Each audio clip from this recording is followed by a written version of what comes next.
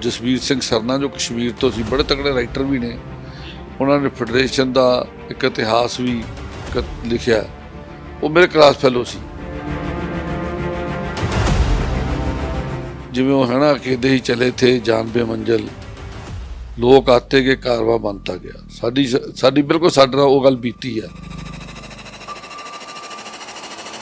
खालसा कालज की एक बड़ी वड्डी शक्ति मनी गई है ਅਤੇ संत बाबा जरनैल सिंह भंडरावण की लहर में इस कालेज का बड़ा वड्डा योगदान है।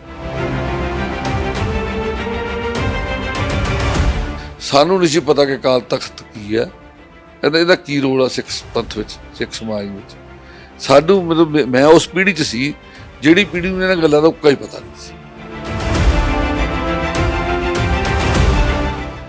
ਦਿੱਲੀ ਵਾਲੇ ਕਾਂਡ ਤੋਂ ਬਾਅਦ ਜਦੋਂ ਅਸੀਂ ਕੀਤਾ ਤੇ ਉਸ ਤੋਂ ਬਾਅਦ ਅਸੀਂ ਫਿਰ ਮਹਿਤੇ ਸੰਤਾਂ ਨੂੰ ਮੈਂ ਮਿਲਿਆ ਸੀ ਤੇ ਸੰਤਾਂ ਨੇ ਬਹੁਤ ਜਿਵੇਂ ਨਾ ਇੱਕ ਬੜਾ ਮਤਲਬ ਕਿ ਵੀ ਵੱਡਾ ਬੰਦਾ ਕਿਸੇ ਨੂੰ ਬਹੁਤ ਪਿਆਰ ਦਿੰਦਾ, ਸੰਤਾਂ ਨੇ ਗਲਵੱਕੜੀ 'ਚ ਲੈ ਕੇ ਜੱਫੀ 'ਚ ਲੈ ਕੇ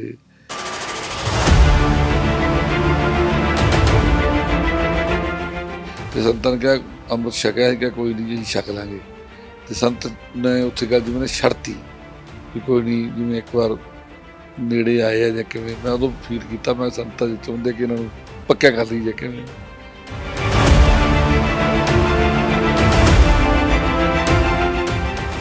ਇਹ ਲਫ਼ਜ਼ ਉਹਦੇ ਆਪਣੇ ਸੀ ਕਿ ਆਪਣੇ ਕੋਲੇ ਭਾਈ ਹਰਮਿੰਦਰ ਸਿੰਘ ਸੰਧੂ ਬਚ ਗਏ ਤੇ ਜੇ ਆਪਾਂ ਇਹਨੂੰ ਕਿਤੇ ਬਿਠਾ ਦਈਏ ਤੇ ਮੈਂ ਅੱਗੇ ਕਿ ਆਪਾਂ ਲੜਾਈ ਲੜੀਏ ਤੇ ਮੇਰਾ ਨਹੀਂ ਖਿਆਲ ਆਪਾਂ ਲੜਾਈ ਜਿੱਤ ਨਾ ਸਕੀਏ। ਤੇ ਮੈਨੂੰ ਉਹ ਦਿਨ ਯਾਦ ਆ ਜਾਂਦੇ ਕਈ ਵਾਰ।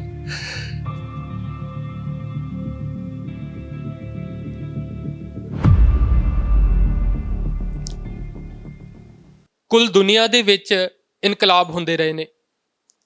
ਪੰਜਾਬ ਦੀ ਧਰਤੀ ਉੱਤੇ ਸਿੱਖ ਇਨਕਲਾਬ ਇੱਕ ਵੱਖਰਾ ਮੁਕਾਮ ਪੂਰੀ ਦੁਨੀਆ ਦੇ ਵਿੱਚ ਰੱਖਦਾ। ਸਿੱਖ ਇਨਕਲਾਬ ਦੇ ਵਿੱਚ ਜਿੱਥੇ ਇਖਲਾਕ ਦੇ ਪੱਧਰ ਦੇ ਉੱਤੇ, ਸਮਾਜਿਕ ਪੱਧਰ ਉੱਤੇ, ਆਰਥਿਕ ਪੱਧਰ ਉੱਤੇ ਇਨਕਲਾਬ ਕੀਤਾ ਗਿਆ, ਤਾਂ ਉੱਥੇ ਪੂਰੀ ਦੁਨੀਆ ਦੇ ਵਿੱਚ ਜਿਹੜੇ ਇਨਕਲਾਬ ਦੇਖਣ 'ਚ ਮਿਲਦੇ ਨੇ ਉਹ ਕਿਸੇ ਇੱਕ ਖਾਸ ਹਿੱਸੇ ਨੂੰ ਲੈ ਕੇ ਇਨਕਲਾਬ ਹੋਏ। ਉਹ ਗੁਰੂ ਨਾਨਕ ਪਾਤਸ਼ਾਹ ਨੇ ਜੋ ਇਨਕਲਾਬ ਦਾ ਬੂਟਾ ਪੰਜਾਬ ਦੀ ਧਰਤੀ ਤੇ ਲਾਇਆ ਸੀ, ਉਹ ਅੱਜ ਪੂਰੀ ਦੁਨੀਆ ਦੇ ਵਿੱਚ ਉਹਦਾ ਫਲ ਹੈ ਜਿਹੜਾ ਉਹ ਲੋਕੀ ਮਾਣ ਰਹੇ ਨੇ। ਇਸੇ ਇਨਕਲਾਬ ਦੇ ਵਿੱਚ ਜਦੋਂ ਗੱਲ ਆਉਂਦੀ ਹੈ ਤਾਂ 1984 ਦਾ ਜਿਹੜਾ ਵਕਫਾ ਹੈ ਉਹ ਸਾਡੇ ਹਿਰਦਿਆਂ ਦੇ ਵਿੱਚ ਬਾਖੂਬੀ ਤਾਜ਼ਾ ਪਿਆ। ਅਸੀਂ 1984 ਅਨਟੋਲਡ ਸਟੋਰੀਜ਼ ਦੇ ਨਾਮ ਹੇਠ ਇੱਕ ਲੜੀ ਚਲਾ ਰਹੇ ਹਾਂ, ਜਿਸ ਦੇ ਤਹਿਤ ਅਸੀਂ ਤੁਹਾਨੂੰ ਚਸ਼ਮਦੀਦਾਂ ਦੇ ਨਾਲ ਜਾਂ ਉਸ ਲਹਿਰ ਦੇ ਵਿੱਚ, ਉਸ ਸੰਘਰਸ਼ ਦੇ ਵਿੱਚ, ਉਸ ਘੱਲੂਘਾਰੂ ਦੇ ਵਿੱਚ ਜਿਨ੍ਹਾਂ ਨੇ ਆਪਣੇ ਪਿੰਡੇ ਪੀੜ ਹੰਢਾਈ ਹੈ, ਉਹਨਾਂ ਨਾਲ ਤੁਹਾਨੂੰ ਰੂਬਰੂ ਕਰਵਾ ਰਹੇ ਹਾਂ, ਤਾਂ ਜੋ ਇਸ ਲਹਿਰ ਨੂੰ, ਇਸ ਸੰਘਰਸ਼ ਨੂੰ ਬਹੁਤ ਨੇੜੇ ਤੋਂ ਜਾਣਿਆ ਜਾ ਸਕੇ ਤੇ ਕੋਈ ਵੀ ਪਾਖੇ ਦਾ ਅਛੂਤਾ ਨਾ ਰਹਿ ਜਾਵੇ। ਸੋ ਇਸੇ ਕੜੀ ਤਹਿਤ ਅੱਜ ਬਹੁਤ ਹੀ ਖਾਸ ਸ਼ਖਸੀਅਤ ਸਾਡੇ ਵਿਚਕਾਰ ਮੌਜੂਦ ਨੇ, ਭਾਈ ਅਮਰਜੀਤ ਸਿੰਘ ਜੀ ਚਾਵਲਾ। ਵਾਹਿਗੁਰੂ ਜੀ ਕਾ ਖਾਲਸਾ, ਵਾਹਿਗੁਰੂ ਜੀ ਕਾ ਖਾਲਸਾ, ਵਾਹਿਗੁਰੂ ਜੀ ਕੀ ਫਤਿਹ। ਸਭ ਤੋਂ ਪਹਿਲਾਂ ਮੈਂ ਤੁਹਾਡਾ ਜੋ ਤੁਸੀਂ ਇਹ ਇੱਕ ਨਵੀਂ ਲੜੀ ਸ਼ੁਰੂ ਕਰਨ ਜਾ ਰਹੇ ਆ, ਜਿਸ ਦੇ ਵਿੱਚ 1984 ਦੇ ਉਹਨਾਂ ਦਿਨਾਂ ਦਾ ਇਤਿਹਾਸ ਤੁਸੀਂ ਇਕੱਤਰ ਕਰਕੇ ਸੰਗਤਾਂ ਤੱਕ ਪਹੁੰਚਾਉਣ ਦਾ ਤੁਹਾਡਾ ਬੜਾ ਵੱਡਾ ਉਦਮ ਤੇ ਉਪਰਾਲਾ ਹੈ। ਉਹਦੇ ਲਈ ਮੈਂ ਤੁਹਾਡਾ ਧੰਨਵਾਦ ਵੀ ਕਰਦਾ ਅਤੇ ਇਸ ਗੱਲ ਦੇ ਲਈ ਵਾਹਿਗੁਰੂ ਅੱਗੇ ਅਰਦਾਸ ਵੀ ਕਰਦਾ ਕਿ ਸਤਿਗੁਰੂ ਤੁਹਾਨੂੰ ਬਲ ਬਖਸ਼ਣ, ਕਿਉਂਕਿ ਸਾਡੀ ਕੌਮ ਦਾ ਇੱਕ ਪਿਛੋਕੜ ਇਸ ਤਰ੍ਹਾਂ ਦਾ ਰਿਹਾ ਕਹਿੰਦੇ ਕਿ ਸਿੱਖਾਂ ਨੇ ਇਤਿਹਾਸ ਬਣਾਇਆ ਤੇ ਬੜਾ, ਲੇਕਿਨ ਸਾਂਭਿਆ ਨਹੀਂ। ਉਹ ਦੋਸ਼ ਨਹੀਂ ਹੈ, ਲੋਕੀ ਤਾਂ ਦੋਸ਼ ਦੇ ਤੌਰ 'ਤੇ ਪੇਸ਼ ਕਰਦੇ ਆ, ਕਿਉਂਕਿ ਜਿਹੜੇ ਲੋਕ ਜੰਗਾਂ ਯੁੱਧਾਂ ਵਿੱਚ ਜ਼ਿਆਦਾ ਸਮਾਂ ਰਹੇ ਹੋਣ, ਇਤਿਹਾਸ ਲਿਖਣ ਦਾ ਉਹਨਾਂ ਨੂੰ ਸਮਾਂ ਵੀ ਨਹੀਂ ਮਿਲਿਆ, ਉਹਨਾਂ ਕੋਲ ਕੋਈ ਸਾਧਨ ਵੀ ਨਹੀਂ ਸੀ, ਉਹ ਸਮੇਂ ਹੀ ਬੜੇ ਸਾਡੇ ਲਈ ਔਖੇ ਸਨ। ਲੇਕਿਨ ਅਜੋਕੇ ਯੁੱਗ ਅੰਦਰ ਬਹੁਤ ਕੁਛ ਸਾਨੂੰ ਅੱਜ ਸਾਡੇ ਕੋਲ ਜਿਹੜਾ ਰਿਕਾਰਡ ਜਿਹੜਾ ਮੌਜੂਦ ਹੈ, ਪਰ ਫਿਰ ਵੀ ਉਹਦੇ ਬਾਵਜੂਦ ਜਿਵੇਂ ਤੁਸੀਂ ਬੜਾ ਸੋਹਣਾ ਨਾਂ ਲਿਆ, ਅਨਟੋਲਡ ਸਟੋਰੀਜ਼ ਦੀਆਂ ਅਣਕਹੀਆਂ ਗੱਲਾਂ, ਅਣਦੱਸੀਆਂ ਗੱਲਾਂ, ਉਹ ਅੱਜ ਵੀ ਬਹੁਤ ਕੁਛ ਹੈ ਜਿਹੜਾ ਹੌਲੀ ਹੌਲੀ ਕਈ ਗੱਲਾਂ ਤੁਹਾਡੇ ਸਾਹਮਣੇ ਆਉਂਦੀਆਂ ਰਹਿਣਗੀਆਂ। ਜਿਵੇਂ ਜਿਵੇਂ ਪਰਤਾਂ ਖੁੱਲ੍ਹਦੀਆਂ ਜਾਣਗੀਆਂ ਉਹ ਸਾਹਮਣੇ ਆਉਣਗੀਆਂ ਅਤੇ ਜਿਹੜੇ ਦਰਸ਼ਕ ਇਸ ਲੜੀ ਨੂੰ ਦੇਖਣਗੇ, ਮੈਂ ਉਹਨਾਂ ਨੂੰ ਜਿੱਥੇ ਪਹਿਲਾਂ ਮੈਂ ਚਾਹੁੰਦਾ ਕਿ ਉਹਨਾਂ ਦਾ ਵੀ ਮੈਂ ਧੰਨਵਾਦ ਕਰਦਾ ਅਤੇ ਉੱਥੇ ਮੈਂ ਸਮਝਦਾ ਕਿ ਉਹਨਾਂ ਨੂੰ ਬੜਾ ਵੱਡਾ ਇੱਕ ਖਜ਼ਾਨਾ ਕੌਮ ਦਾ ਜਿਹੜਾ ਉਹ ਸਮਝਣ ਦਾ ਤੇ ਉਹਨੂੰ ਮਾਨਣ ਦਾ, ਉਹਨੂੰ ਵੇਖਣ ਦਾ ਉਹਨਾਂ ਨੂੰ ਮੌਕਾ ਮਿਲੇਗਾ। ਸੰਖੇਪ ਰੂਪ ਦੇ ਵਿੱਚ ਤੁਹਾਡੇ ਜੀਵਨ ਤੋਂ ਸ਼ੁਰੂ ਕਰੀਏ, ਫਿਰ ਅਸੀਂ ਸੰਘਰਸ਼ੀ ਜੀਵਨ ਵੱਲ ਆਉਂਦੇ ਹਾਂ। ਤੁਹਾਡਾ ਜੀਵਨ, ਤੁਹਾਡਾ ਪਰਿਵਾਰ, ਤੁਹਾਡਾ ਪਿਛੋਕੜ ਹੈ ਜਿਹੜਾ ਕਿੱਥੋਂ ਰਿਹਾ ਹੈਗਾ? ਮੇਰਾ ਜਿਹੜਾ ਜਨਮ ਹੈ ਉਹ ਰਾਏਕੋਟ ਦਾ, ਜਿੱਥੇ ਧੰਨ ਗੁਰੂ ਗੋਬਿੰਦ ਸਿੰਘ ਮਹਾਰਾਜ ਜੀ ਨੇ ਜ਼ੁਲਮੀ ਰਾਜ ਦੀ ਨੀਂਹ ਪੱਟੀ, ਜਿੱਥੇ ਜਦੋਂ ਮਹਾਰਾਜ ਨੂੰ ਰਾਏ ਕੱਲਾ ਦੇ ਇੱਕ ਸੇਵਾਦਾਰ ਨੂਰੇ ਮਾਹੀ ਨੇ ਸਰਹੰਦ ਤੋਂ ਲਿਆ ਕੇ ਖਬਰ ਸਤਿਗੁਰਾਂ ਨੂੰ ਦਿੱਤੀ ਕਿ ਜਿਹੜੇ ਛੋਟੇ ਸਾਹਿਬਜ਼ਾਦੇ ਆ ਤੇ ਮਾਤਾ ਜੀ, ਉਹਨਾਂ ਨੂੰ ਇਸ ਢੰਗ ਨਾਲ ਸ਼ਹੀਦ ਕੀਤਾ ਗਿਆ, ਨੀਹਾਂ ਵਿੱਚ ਚਿਣਿਆ ਗਿਆ ਅਤੇ ਖੋਹ ਕੇ ਸ਼ਹੀਦ ਕੀਤਾ ਗਿਆ। ਅਤੇ ਉਹ ਉਸ ਥਾਂ 'ਤੇ ਮੇਰਾ ਉੱਥੋਂ ਦਾ ਜਨਮ ਹੈ। ਲੇਕਿਨ ਮੈਂ ਬਹੁਤ ਛੋਟਾ ਸੀ, ਅਜੇ 5 ਕੁ ਸਾਲ ਦੀ ਉਮਰ ਪੂਰੀ ਨਹੀਂ ਸੀ ਹੋਈ ਜਦੋਂ ਅਸੀਂ ਮੋਗੇ ਸਾਡਾ ਪਰਿਵਾਰ ਜਿਹੜਾ ਸ਼ਿਫਟ ਕਰ ਗਿਆ। ਫਿਰ ਮੇਰੀ ਜਿਹੜੀ ਪੜ੍ਹਾਈ ਸਾਰੀ ਹਾਇਰ ਸੈਕੰਡਰੀ ਸਕੂਲ ਤੱਕ ਉਹ ਸਾਰੀ ਮੋਗੇ ਤੋਂ ਹੀ ਮੈਂ ਪ੍ਰਾਪਤ ਕੀਤੀ ਹੈ। ਉਸ ਤੋਂ ਬਾਅਦ ਮੈਂ ਜੋ ਖਾਲਸਾ ਕਾਲਜ ਅੰਮ੍ਰਿਤਸਰ ਮੈਂ ਪੜ੍ਹਨ ਆਇਆ, ਇੱਥੇ ਮੈਂ BSc ਐਗਰੀਕਲਚਰ ਖੇਤੀਬਾੜੀ ਦੀ ਕਰ ਰਿਹਾ ਸੀ ਜਦੋਂ 1978 ਦਾ ਕਾਂਡ ਵਾਪਰਿਆ। ਉਸ ਸਮੇਂ 'ਚ ਕਾਲਜਾਂ ਵਿੱਚ ਜਿਹੜੀਆਂ ਕਾਮਰੇਡ ਜਥੇਬੰਦੀਆਂ, ਉਹਨਾਂ ਦਾ ਬੜਾ ਜ਼ੋਰ ਸੀ ਅਤੇ ਮੈਂ ਉਹਨਾਂ ਦੇ ਨਾਲ ਬਹੁਤ ਐਕਟਿਵ ਹੁੰਦਾ ਸੀ ਸ਼ੁਰੂ ਤੋਂ, ਕਿਉਂਕਿ ਮੈਂ ਸਮਝਦਾ ਕਈ ਵਾਰ ਕਈ ਗੱਲਾਂ ਵਿਰਸੇ ਵਿੱਚੋਂ ਪ੍ਰਾਪਤ ਹੁੰਦੀਆਂ। ਮੇਰੇ ਪਿਤਾ ਜੀ ਦਾ ਜਨਮ ਜਿਹੜਾ ਨਨਕਾਣਾ ਸਾਹਿਬ ਦਾ, ਜਿਹੜੀ ਗੁਰੂ ਨਾਨਕ ਦੇਵ ਜੀ ਮਹਾਰਾਜ ਜੀ ਦੀ ਆਪਣੀ ਜਿਹੜੀ ਨਵਾਜੀ ਹੋਈ ਧਰਤੀ ਹੈ, ਅਤੇ ਮੇਰਾ ਜਨਮ ਉਹ ਧਰਤੀ 'ਤੇ ਹੋਇਆ ਜਿੱਥੇ ਗੁਰੂ ਗੋਬਿੰਦ ਸਿੰਘ ਮਹਾਰਾਜ ਜੀ ਨੇ ਨਵਾਜਿਆ ਜਿਸ ਧਰਤੀ ਨੂੰ ਆ ਕੇ। ਅਤੇ ਕੁਦਰਤੀ ਸੀ ਕਿ ਉਹਨਾਂ ਧਰਤੀਆਂ ਦੀਆਂ ਜਿਹੜੀਆਂ ਵੇਵਜ਼ ਹੈ ਜਾਂ ਉਹ ਸਾਡੇ ਵਿੱਚ, ਸਾਡੇ ਦਿਮਾਗ 'ਚ, ਸਾਡੇ ਸਰੀਰ 'ਚ, ਸਾਡੀ ਸੋਚ 'ਚ ਉਹਨਾਂ ਦਾ ਪ੍ਰਭਾਵ ਹੋਣਾ ਸੁਭਾਵਿਕ ਸੀ। ਅਤੇ ਉਸ ਗੱਲ ਕਰਕੇ ਕੁਛ ਪਰਿਵਾਰਕ ਜਿਹੜਾ ਧਾਰਮਿਕ ਤੌਰ 'ਤੇ ਬਹੁਤ ਸਾਊਂਡ ਸੀ। ਮੇਰੇ ਵੱਡੇ ਬ੍ਰਦਰ ਵੀ ਬਹੁਤ ਵੱਡੇ ਸੇਵਾਦਾਰ ਸੀ ਆਪਣੇ ਇਲਾਕੇ ਦੇ, ਸਰਦਾਰ ਗੁਰਮੁਖ ਸਿੰਘ ਚਾਵਲਾ, ਅਤੇ ਮੋਗੇ ਵਿੱਚ ਉਹ ਬੜੀ ਇੱਕ ਜਾਣੀ ਪਹਿਚਾਣੀ ਹਸਤੀ ਸੀ। ਬਹੁਤ ਉਹਨਾਂ ਦੀ ਸੇਵਾ ਸੀ, ਲੋਕਾਂ ਦੇ ਬੜੇ ਕੰਮ ਆਉਂਦੇ ਸੀ ਉਹ। ਅਤੇ ਮੈਂ ਜਦੋਂ ਇੱਥੇ ਖਾਲਸਾ ਕਾਲਜ ਪੜ੍ਹਦਾ ਸੀ ਅਤੇ ਕਾਮਰੇਡ ਜਥੇਬੰਦੀਆਂ ਨਾਲ ਕੰਮ ਕਰਦਾ ਸੀ, ਉਸ ਸਮੇਂ ਇਹ ਘਟਨਾ ਵਾਪਰੀ 1978 ਦੀ, ਨਿਰੰਕਾਰੀ ਸਾਕਾ ਵਾਪਰਿਆ। ਤਾਂ ਥੋੜ੍ਹੇ ਸਮੇਂ ਬਾਅਦ ਜਦੋਂ ਇਹ ਲਹਿਰ ਜਦੋਂ ਬਣੀ, ਇੱਕ ਤਰ੍ਹਾਂ ਦੀ ਲੋਕਾਂ ਵਿੱਚ ਬੜਾ ਗੁੱਸਾ ਭਰਿਆ ਹੋਇਆ ਸੀ। ਸੰਤ ਬਾਬਾ ਜਰਨੈਲ ਸਿੰਘ ਜੀ ਖਾਲਸਾ ਭਿੰਡਰਾਂ ਵਾਲੇ ਸਾਹਮਣੇ ਆਏ ਇਹ ਸਾਰੇ ਮਸਲੇ ਨੂੰ ਲੈ ਕੇ। ਤਾਂ ਭਾਈ ਅਮਰੀਕ ਸਿੰਘ ਜੀ ਉਸ ਸਮੇਂ ਸਿੱਖ ਸਟੂਡੈਂਟ ਫੈਡਰੇਸ਼ਨ ਦੇ ਪ੍ਰਧਾਨ ਸਨ, ਅਤੇ ਉਹਨਾਂ ਨੇ ਫਿਰ, ਕਿਉਂਕਿ ਉਹ ਸਾਡੇ ਖਾਲਸਾ ਕਾਲਜ ਦੇ ਵਿਦਿਆਰਥੀ ਰਹੇ, ਉੱਥੋਂ ਉਹਨਾਂ ਨੇ MA ਪੰਜਾਬੀ ਦੀ ਕੀਤੀ। ਉਹ ਅੱਗੋਂ PhD ਲਈ ਵੀ ਉੱਥੇ ਹੀ ਸ਼ੁਰੂ ਉਹਨਾਂ ਨੇ ਕਰ ਲਿਆ ਸੀ ਆਪਣਾ ਕੰਮ। ਲੇਕਿਨ ਆਹ ਜਿਹੜਾ ਮਾਹੌਲ ਜਿਸ ਤਰ੍ਹਾਂ ਦਾ ਬਣ ਰਿਹਾ ਸੀ, ਭਾਈ ਸਾਹਿਬ ਦੀ ਜਿਹੜੀ ਜ਼ਿਆਦਾ ਰੁਝੇਵਾਂ ਸੰਤਾਂ ਦੇ ਨਾਲ ਉਸ ਪਾਸੇ ਹੋ ਗਿਆ। ਅਤੇ ਫਿਰ ਇਸ ਤਰ੍ਹਾਂ ਦੀ ਵਿਚਾਰ ਵੀ ਕਿਤੇ ਸੰਤਾਂ ਦੇ ਕੈਂਪ ਵਿੱਚ ਚੱਲੀ ਕਿ ਆਪਾਂ ਫੈਡਰੇਸ਼ਨ ਨੂੰ, ਜਿਹੜਾ ਨੌਜਵਾਨ ਤਬਕੇ ਨੂੰ, ਇਹਨਾਂ ਨੂੰ ਆਪਾਂ ਜਿਹੜਾ ਸ਼ਕਤੀ ਨੂੰ ਸੰਗਠਿਤ ਕਰੀਏ।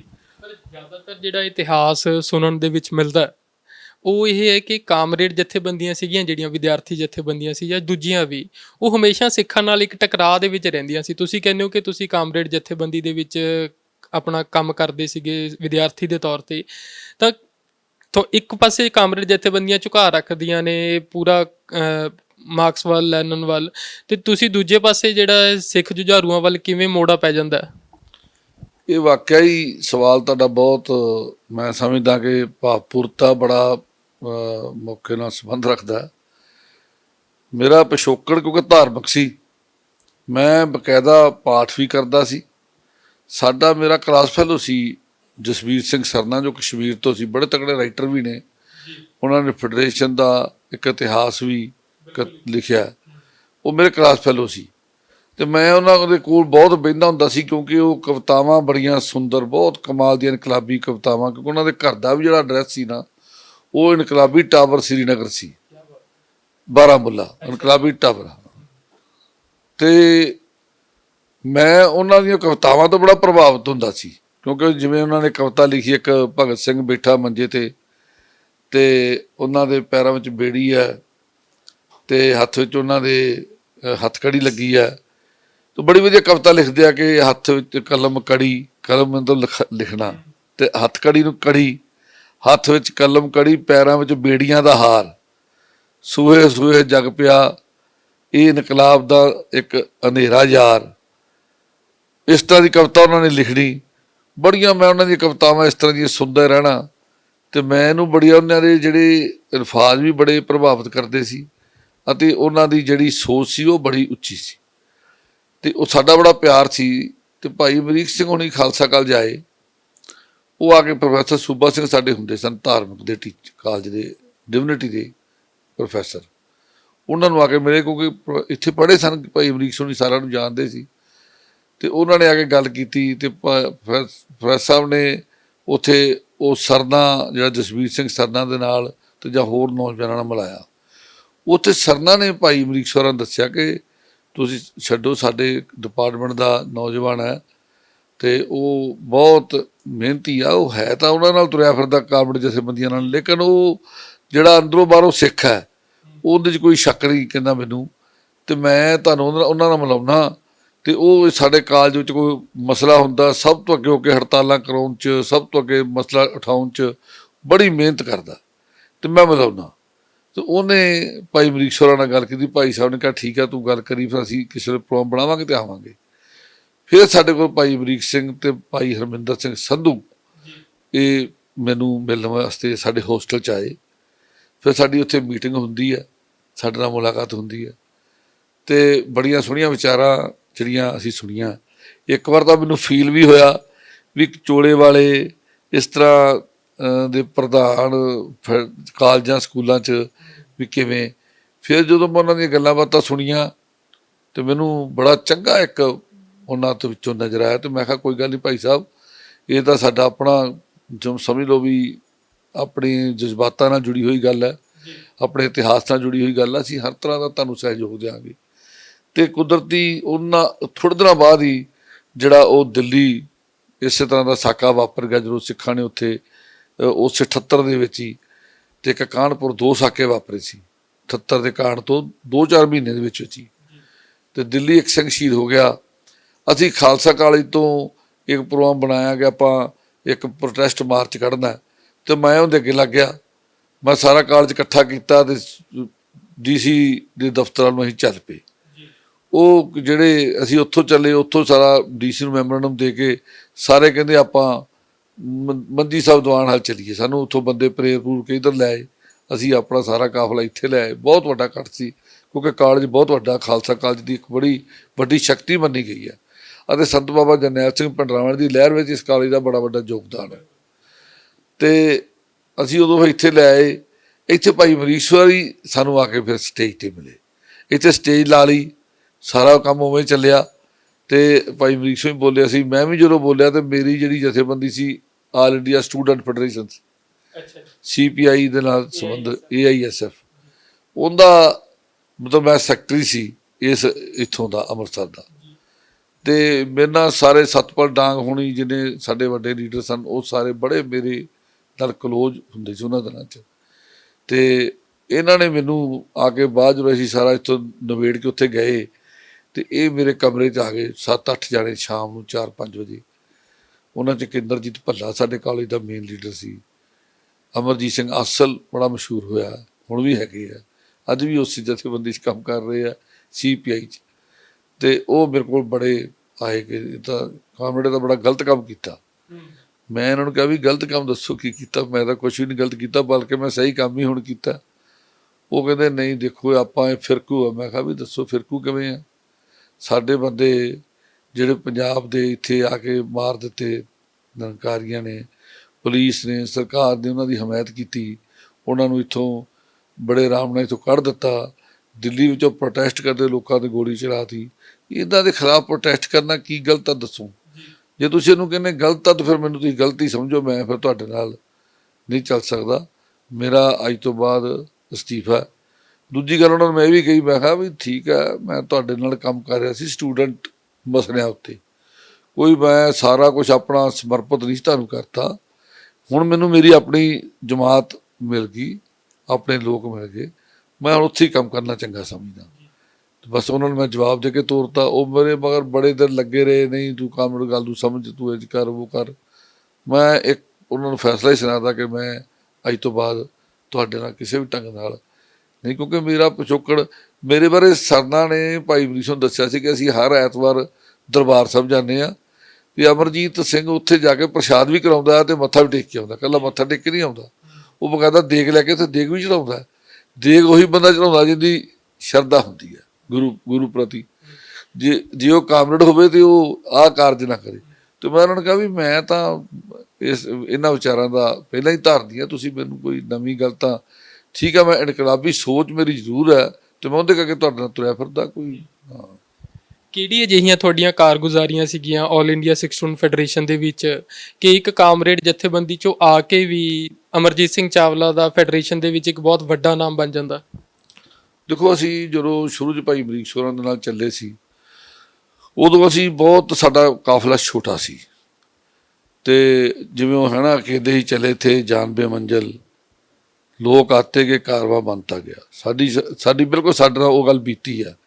ਫੈਡਰੇਸ਼ਨ ਦਾ ਕਾਰਵਾ ਬੜਾ ਛੋਟਾ ਸੀ। ਭਾਈ ਅਮਰੀਕ ਹੋਰਾਂ ਦੀ ਮੈਂ ਸਮਝਦਾ ਕਿ ਫੈਡਰੇਸ਼ਨ ਦੇ ਇਤਿਹਾਸ ਵਿੱਚ ਬੜੇ ਪ੍ਰਧਾਨ ਅਸੀਂ ਗਿਣਦੇ ਹਾਂ, ਲੇਕਿਨ ਭਾਈ ਅਮਰੀਕ ਦੀ ਇੱਕ ਆਪਣੀ ਵੱਖਰੀ ਹਸਤੀ ਤੇ ਸ਼ਖਸੀਅਤ ਹੈ। ਉਹਨੂੰ ਕਈ ਸ਼ਬਦਾਂ ਦੇ ਵਿੱਚ, ਕਈ ਲਾਈਨਾਂ ਦੇ ਵਿੱਚ, ਕਈ ਅੱਖਰਾਂ ਦੇ ਵਿੱਚ ਲਿਖ ਦਈਏ ਜਾਂ ਬੋਲ ਦਈਏ, ਉਹ ਪੂਰੀ ਨਹੀਂ ਹੋਣੀ। ਉਹਨਾਂ ਦੀ ਸ਼ਖਸੀਅਤ, ਉਹਨਾਂ ਦਾ ਆਪਣਾ ਜੀਵਨ, ਉਹਨਾਂ ਦੀ ਆਪਣੀ ਸੋਚ, ਉਹਨਾਂ ਦੀ ਬੋਲ ਬਾਣੀ, ਉਹਨਾਂ ਦਾ ਜਿਹੜਾ ਆਰਗੇਨਾਈਜ਼ ਕਰਨ ਦਾ ਢੰਗ ਬਹੁਤ ਦਵੇਕਲਾ ਸੀ। ਬਹੁਤ ਘੱਟ ਲੀਡਰਾਂ 'ਚ ਬੜੇ ਮਿੱਠੇ ਸੁਭਾਅ ਦੇ, ਹਸਮੁਖ ਸੁਭਾਅ ਦੇ, ਔਰ ਬੜਾ ਹਰ ਚੀਜ਼ ਨੂੰ, ਸਮੱਸਿਆ ਨੂੰ ਬੜੇ ਸੋਹਣੇ ਢੰਗ ਨਾਲ ਐਕਸਪਲੇਨ ਕਰਦੇ ਹੁੰਦੇ ਸੀ। ਤੇ ਉਹਦੇ 'ਚ ਅਸੀਂ ਉਹ ਜਦੋਂ ਜਥੇਬੰਦੀ ਅਸੀਂ ਚਲਾਈ, ਤੋਰੀ, ਉਸ ਵੇਲੇ ਜ਼ਿਆਦਾ ਐਕਟਿਵ ਅਸੀਂ ਜਿਹੜੇ ਬੰਦੇ ਸੀ ਉਹਨਾਂ ਵਿੱਚ 4-5 ਹੀ ਸੀ, ਤੇ 4-5 ਵਿੱਚੋਂ ਹਰਮਿੰਦਰ ਸਿੰਘ ਸੰਧੂ ਤੇ ਮੈਂ, ਅਸੀਂ ਤਾਂ 24 ਆਵਰ ਲਈ ਇੱਕ ਤਰ੍ਹਾਂ ਦੇ ਅਸੀਂ ਫੈਡਰੇਸ਼ਨ ਦੇ ਕਾਰਕੁਨਾਂ ਦੇ ਵਿੱਚ ਸ਼ਾਮਲ ਹੋ ਗਏ। ਅਸੀਂ 24 ਘੰਟੇ ਫੈਡਰੇਸ਼ਨ ਦਾ ਹੀ, ਸਾਡਾ ਕਲਾਸਾਂ ਵੀ ਪੜ੍ਹਾਈਆਂ ਸਾਡੀਆਂ ਵਿੱਚ ਰਹਿ ਗਈਆਂ। ਮੈਂ BSc ਐਗਰੀਕਲਚਰ ਜਿਹੜੀ 4 ਸਾਲ ਦੀ ਡਿਗਰੀ ਸੀ, ਮੈਂ 10 ਸਾਲਾਂ 'ਚ ਪੂਰੀ ਕੀਤੀ। ਇੰਨਾ ਮਤਲਬ ਟਾਈਮ ਮੇਰਾ ਇੱਧਰਲੇ ਪਾਸੇ ਗਿਆ। ਮੈਂ ਪੇਪਰ ਕਿੱਥੇ ਫਿਰ ਕੀਤੇ ਜਾਂਦੇ ਸੀ, ਤੇ ਬੜੀ ਮੁਸ਼ਕਿਲ ਦੇ ਨਾਲ ਮੇਰੀ ਉਹ ਡਿਗਰੀ ਕੰਪਲੀਟ ਹੋਈ। ਤੇ ਅਸੀਂ ਉਦੋਂ ਬਹੁਤ ਕੰਮ ਕੀਤਾ ਤੇ ਅਸੀਂ ਬੜੇ ਕਾਲਜਾਂ ਵਿੱਚ ਯੂਨਿਟ ਬਣਾਏ। ਜਦੋਂ ਸੰਤ ਬਾਬਾ ਜਰਨੈਲ ਸਿੰਘ ਦਾ ਨਾਂ ਚੱਲ ਆ ਗਿਆ ਸਾਹਮਣੇ, ਲੋਕਾਂ ਵਿੱਚ ਉਤਸ਼ਾਹ ਬਣ ਗਿਆ, ਸਾਨੂੰ ਬੜਾ ਰਿਸਪੌਂਸ ਮਿਲਿਆ ਨੌਜਵਾਨਾਂ ਤੋਂ। ਅਸੀਂ ਪੱਟੀ ਦੇ ਕਾਲਜ, ਸਠਿਆਲੇ ਦੇ ਕਾਲਜ, ਸਰਹਾਲੀ ਦੇ ਕਾਲਜ, ਕਾਲਾ ਅਫਗਾਨਾ ਦੇ ਕਾਲਜ, ਜਿੰਨੇ ਇਹ ਸਾਰੇ ਅੰਮ੍ਰਿਤਸਰ ਦੇ ਕਾਲਜ ਸਾਰੇ ਹੀ, ਜਲੰਧਰ ਲੈਲਪੁਰ ਖਾਲਸਾ ਕਾਲਜ, ਇਸੇ ਤਰ੍ਹਾਂ ਬਹੁਤ ਦੂਰ ਤੱਕ Guru Nanak Indira college Ludhiana, DM college Moga, Bhai Amrik ਸਾਡੇ ਨਾਲ ਖੁਦ ਗਏ ਯੂਨਿਟ ਬਣਾਉਣ ਵਾਸਤੇ। ਹਾਂ, ਤੇ ਮੈਨੂੰ ਉਹ ਦਿਨ ਯਾਦ ਆ ਜਾਂਦੇ ਕਈ ਵਾਰ।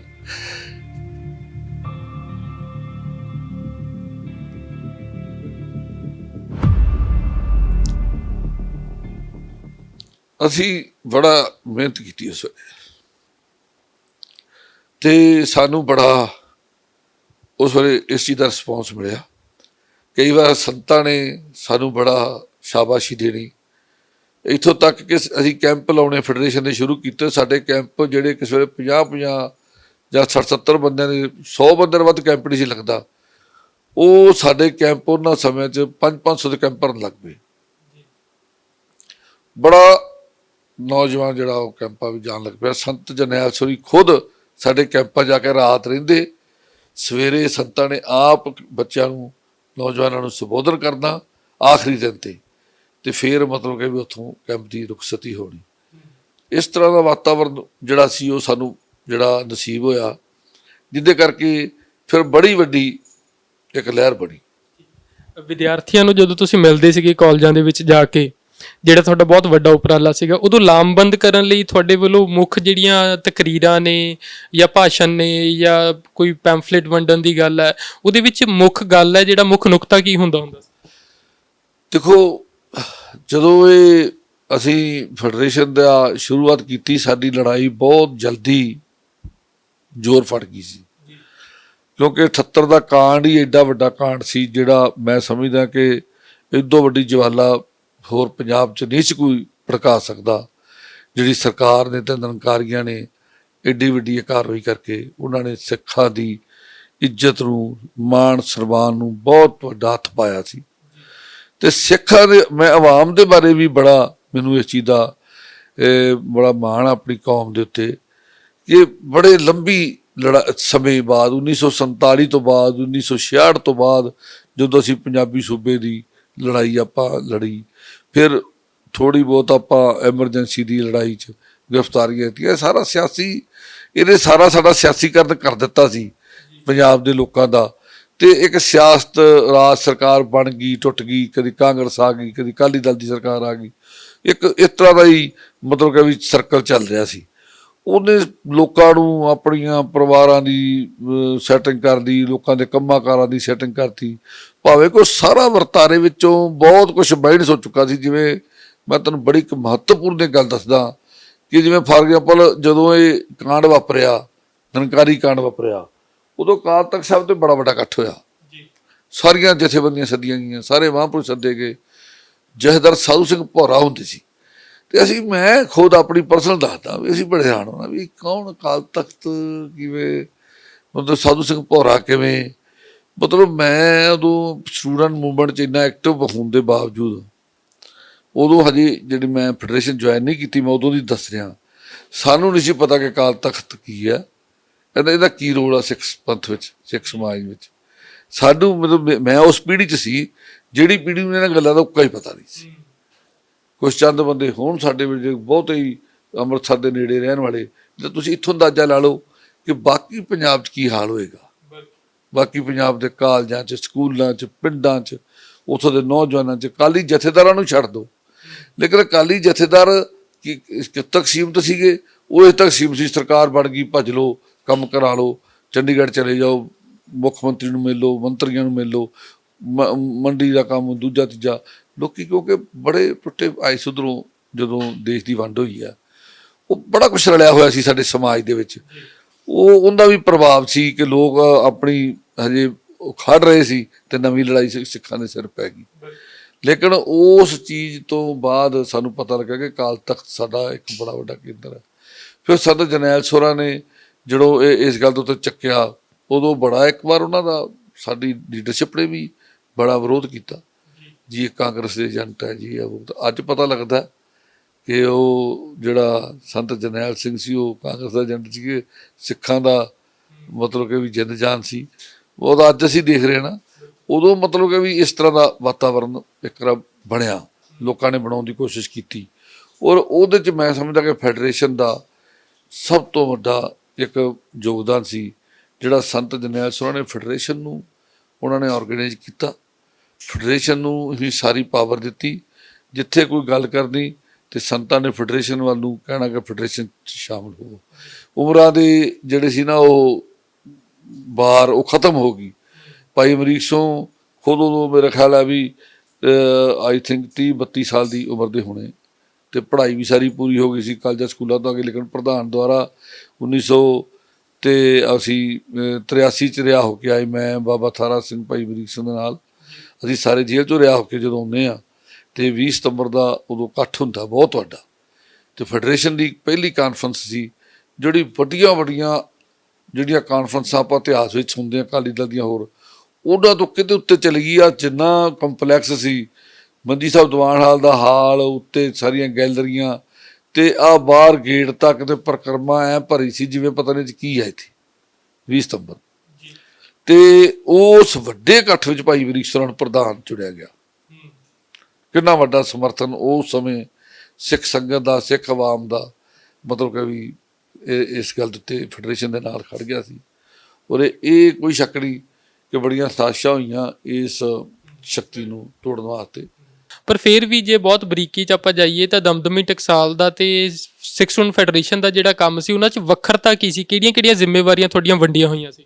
ਦੇਖੋ, ਜਿਹੜੀ ਦਮਦਮੀ ਟਕਸਾਲ ਆ, ਉਹਦਾ ਤਾਂ ਪ੍ਰਚਾਰ ਪ੍ਰਸਾਰ ਧਰਮ ਦਾ, ਜੋ ਸਦੀਆਂ ਤੋਂ ਧੰਨ ਗੁਰੂ ਗੋਬਿੰਦ ਸਿੰਘ ਮਹਾਰਾਜ ਦੇ ਸਮੇਂ ਤੋਂ ਜਿਵੇਂ ਦਮਦਮੀ ਟਕਸਾਲ ਉੱਥੋਂ ਸਾਜੀ ਗਈ, ਨਵਾਜੀ ਗਈ ਧੰਨ ਗੁਰੂ ਗੋਬਿੰਦ ਸਿੰਘ ਮਹਾਰਾਜ ਤੋਂ, ਉਹ ਕੰਮ ਚੱਲਦਾ ਸੀ ਦਮਦਮੀ ਟਕਸਾਲ ਦਾ। ਔਰ ਸੰਤ ਇੱਥੇ ਬੈਠੇ ਵੀ ਰੋਜ਼ਾਨਾ ਆਪਣੀ ਜਿਹੜੀ ਕਥਾ ਸੀ ਉਹ ਬਕਾਇਦਾ ਉਸੇ ਤਰ੍ਹਾਂ ਮੋਰਚੇ ਦੇ ਵਿੱਚ ਵੀ ਸਿੰਘਾਂ ਨੂੰ ਕਰਾਉਂਦੇ ਹੁੰਦੇ ਸੀ, ਬਿਠਾ ਕੇ ਦੋਨੋਂ ਪਾਸੇ ਲਾਈਨਾਂ 'ਚ ਪੋਥੀਆਂ ਲਾ ਕੇ ਸੰਤ ਉਸੇ ਤਰ੍ਹਾਂ ਹੀ ਕਰਾਉਂਦੇ ਰਹੇ। ਫੈਡਰੇਸ਼ਨ ਦੇ ਵਿਦਿਆਰਥੀ ਵੀ ਸ਼ਾਮਲ ਹੁੰਦੇ ਸੀ ਉਸ 'ਚ? ਜੇ ਕੋਈ ਚਾਹੁੰਦਾ ਸੀ ਤੇ ਹੁੰਦਾ ਸੀ, ਪਰ ਉਹ ਬੜਾ ਗੰਭੀਰ ਮਸਲਾ ਸੀ ਕਿ ਉਹਨਾਂ ਦੀ ਜਿਹੜੀ ਕਥਾ ਚੱਲ ਰਹੀ ਸੀ, ਜਿਹੜੇ ਸਿੱਖ ਸੰਤਾਂ ਕੋਲ ਪੜ੍ਹਦੇ ਸੀ ਵਿਦਿਆਰਥੀ ਟਕਸਾਲ ਦੇ, ਉਸ ਟਕਸਾਲ ਨੂੰ ਚਲਦੀ ਫਿਰਦੀ ਯੂਨੀਵਰਸਿਟੀ ਦਾ ਨਾਂ ਸੰਤ ਬਾਬਾ ਕਰਤਾਰ ਸਿੰਘ ਜੀ ਖਾਲਸਾ, ਸੰਤ ਬਾਬਾ ਗੁਰਬੰਸ ਸਿੰਘ ਨੇ ਦਿੱਤਾ। ਉਹ ਚਲਦੀ ਫਿਰਦੀ ਯੂਨੀਵਰਸਿਟੀ, ਬਕਾਇਦਾ ਯੂਨੀਵਰਸਿਟੀ ਹੁੰਦੀ ਜਿੱਥੋਂ ਵਿੱਦਿਆ ਦਾ ਕੇਂਦਰ ਹੋਵੇ ਵੱਡਾ, ਤੇ ਉਹ ਚੱਲਦਾ ਸੀ।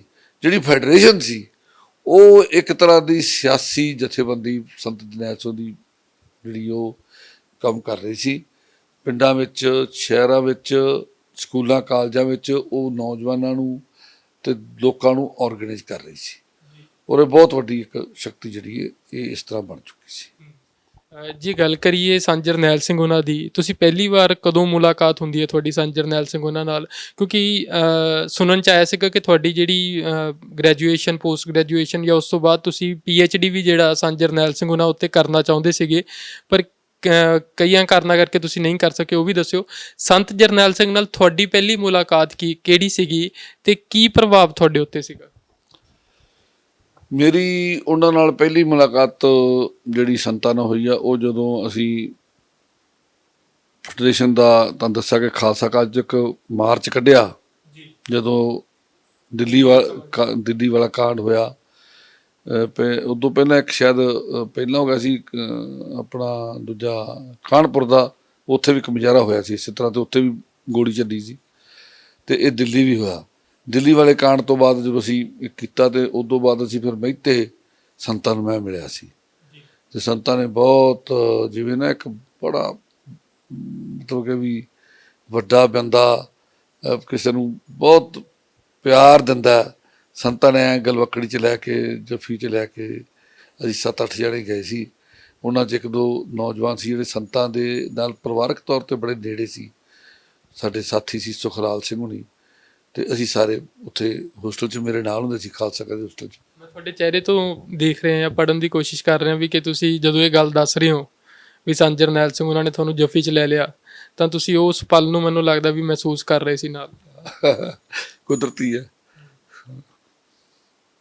ਤੇ ਉਦੋਂ ਸੰਤਾਂ ਨੂੰ ਮੈਂ ਮਿਲਿਆ ਸੀ, ਤੇ ਸੰਤਾਂ ਨੇ ਕਿਹਾ ਆਓ ਪਾੜਿਓ, ਸਾਨੂੰ ਪਾੜਿਓ ਕਹਿ ਕੇ ਬੁਲਾਇਆ ਸੰਤਾਂ ਨੇ, ਆਓ ਪਾੜਿਓ ਕਿਵੇਂ ਆ, ਤੇ ਕਰਦੇ ਤਾਂ ਨਹੀਂ ਤੰਗ ਤੂੰ ਕਰਦੇ, ਕਰਦੇ ਤਾਂ ਨਹੀਂ ਪੁੱਛਦੇ ਕਿੱਧਰ ਤੁਰੇ ਫਿਰਦੇ ਆ। ਤੇ ਅਸੀਂ ਕਿਹਾ ਜੀ ਨਹੀਂ, ਕਦੀ ਘਰਦਿਆਂ ਨੇ ਅਸੀਂ ਘਰਦਿਆਂ ਨੂੰ ਦੱਸਿਆ ਹੀ ਕੁਛ ਨਹੀਂ ਕਦੀ, ਤੇ ਨਾ ਸਾਨੂੰ ਉਹਨਾਂ ਨੇ ਕਦੀ ਸਾਨੂੰ ਪੁੱਛਿਆ ਹੀ ਆ। ਉਹਨਾਂ ਦੇ ਲਈ ਤਾਂ ਅਸੀਂ ਪੜ੍ਹਨ ਵਾਸਤੇ ਆਏ, ਪੜ੍ਹਦੇ ਹਾਂ ਜੀ, ਤੇ ਅਸੀਂ ਪੜ੍ਹਾਈ ਵੀ ਆਪਣੀ ਪੂਰੀ ਕਰਦੇ ਹਾਂ ਜੀ। ਪੜ੍ਹਾਈ ਦੇ ਮਾਮਲੇ 'ਚ ਵੀ ਮੈਂ ਯੂਨੀਵਰਸਿਟੀ ਦੇ ਵਿੱਚੋਂ ਜਦੋਂ ਪਹਿਲੇ ਸਾਲ ਵੀ ਦੂਜੇ ਸਾਲ ਵੀ ਭਾਵੇਂ ਕਿ ਮੈਨੂੰ ਦੂਜੇ ਸਾਲ ਤਾਂ ਪ੍ਰੋਬਲਮ ਬਹੁਤ ਆਈ ਪੜ੍ਹਾਈ ਪੜੂਈ ਦੀ, ਕਿਉਂਕਿ ਉਦੋਂ ਮੂਵਮੈਂਟ ਤੇਜ਼ ਹੋ ਗਈ ਸੀ। ਪਹਿਲੇ ਸਾਲ 'ਚ ਮੈਂ ਯੂਨੀਵਰਸਿਟੀ ਤੋਂ ਮੈਂ ਸ਼ਾਇਦ 11ਵੇਂ ਕਿ 12ਵੇਂ ਨੰਬਰ 'ਤੇ ਹੀ ਮੇਰੀ ਪੋਜੀਸ਼ਨ ਸੀ ਬਕਾਇਦਾ ਯੂਨੀਵਰਸਿਟੀ ਤੋਂ, ਆਪਣੇ ਫਾਈਨਲ ਐਨੂਅਲ ਐਗਜ਼ਾਮ ਦੇ ਵਿੱਚੋਂ। ਇੰਨਾ ਵਧੀਆ ਮੇਰਾ ਰਿਜ਼ਲਟ ਸੀ, ਔਰ ਚੰਗਾ ਅਸੀਂ ਕਰਦੇ ਸੀ। ਸੰਤਾਂ ਨੂੰ ਕਿਹਾ ਜੀ ਸਾਡੀ ਇਹੋ ਜਿਹੀ ਕੋਈ ਗੱਲ ਨਹੀਂ, ਤੇ ਸੰਤਾਂ ਨੇ ਕਿਹਾ ਅੰਮ੍ਰਿਤ ਛਕਿਆ, ਕਿਹਾ ਕੋਈ ਨਹੀਂ ਜੀ ਅਸੀਂ ਛਕ ਲਾਂਗੇ। ਤੇ ਸੰਤ ਨੇ ਉੱਥੇ ਗੱਲ ਜਿਵੇਂ ਨੇ ਛੱਡਤੀ ਕਿ ਕੋਈ ਨਹੀਂ, ਜਿਵੇਂ ਇੱਕ ਵਾਰ ਨੇੜੇ ਆਏ ਆ ਜਾਂ ਕਿਵੇਂ। ਮੈਂ ਉਦੋਂ ਫੀਲ ਕੀਤਾ ਮੈਂ ਸੰਤਾਂ ਜੀ ਚਾਹੁੰਦੇ ਕਿ ਇਹਨਾਂ ਨੂੰ ਪੱਕਿਆ ਕਰ ਲਈ ਜਾਂ ਕਿਵੇਂ, ਤੇ ਬਾਅਦ ਸਾਨੂੰ ਸੰਤਾਂ ਨੇ ਅੰਮ੍ਰਿਤ ਵੀ ਉਹਨਾਂ ਆਪ ਛਕਾਇਆ ਸਾਨੂੰ ਬਾਅਦ 'ਚ।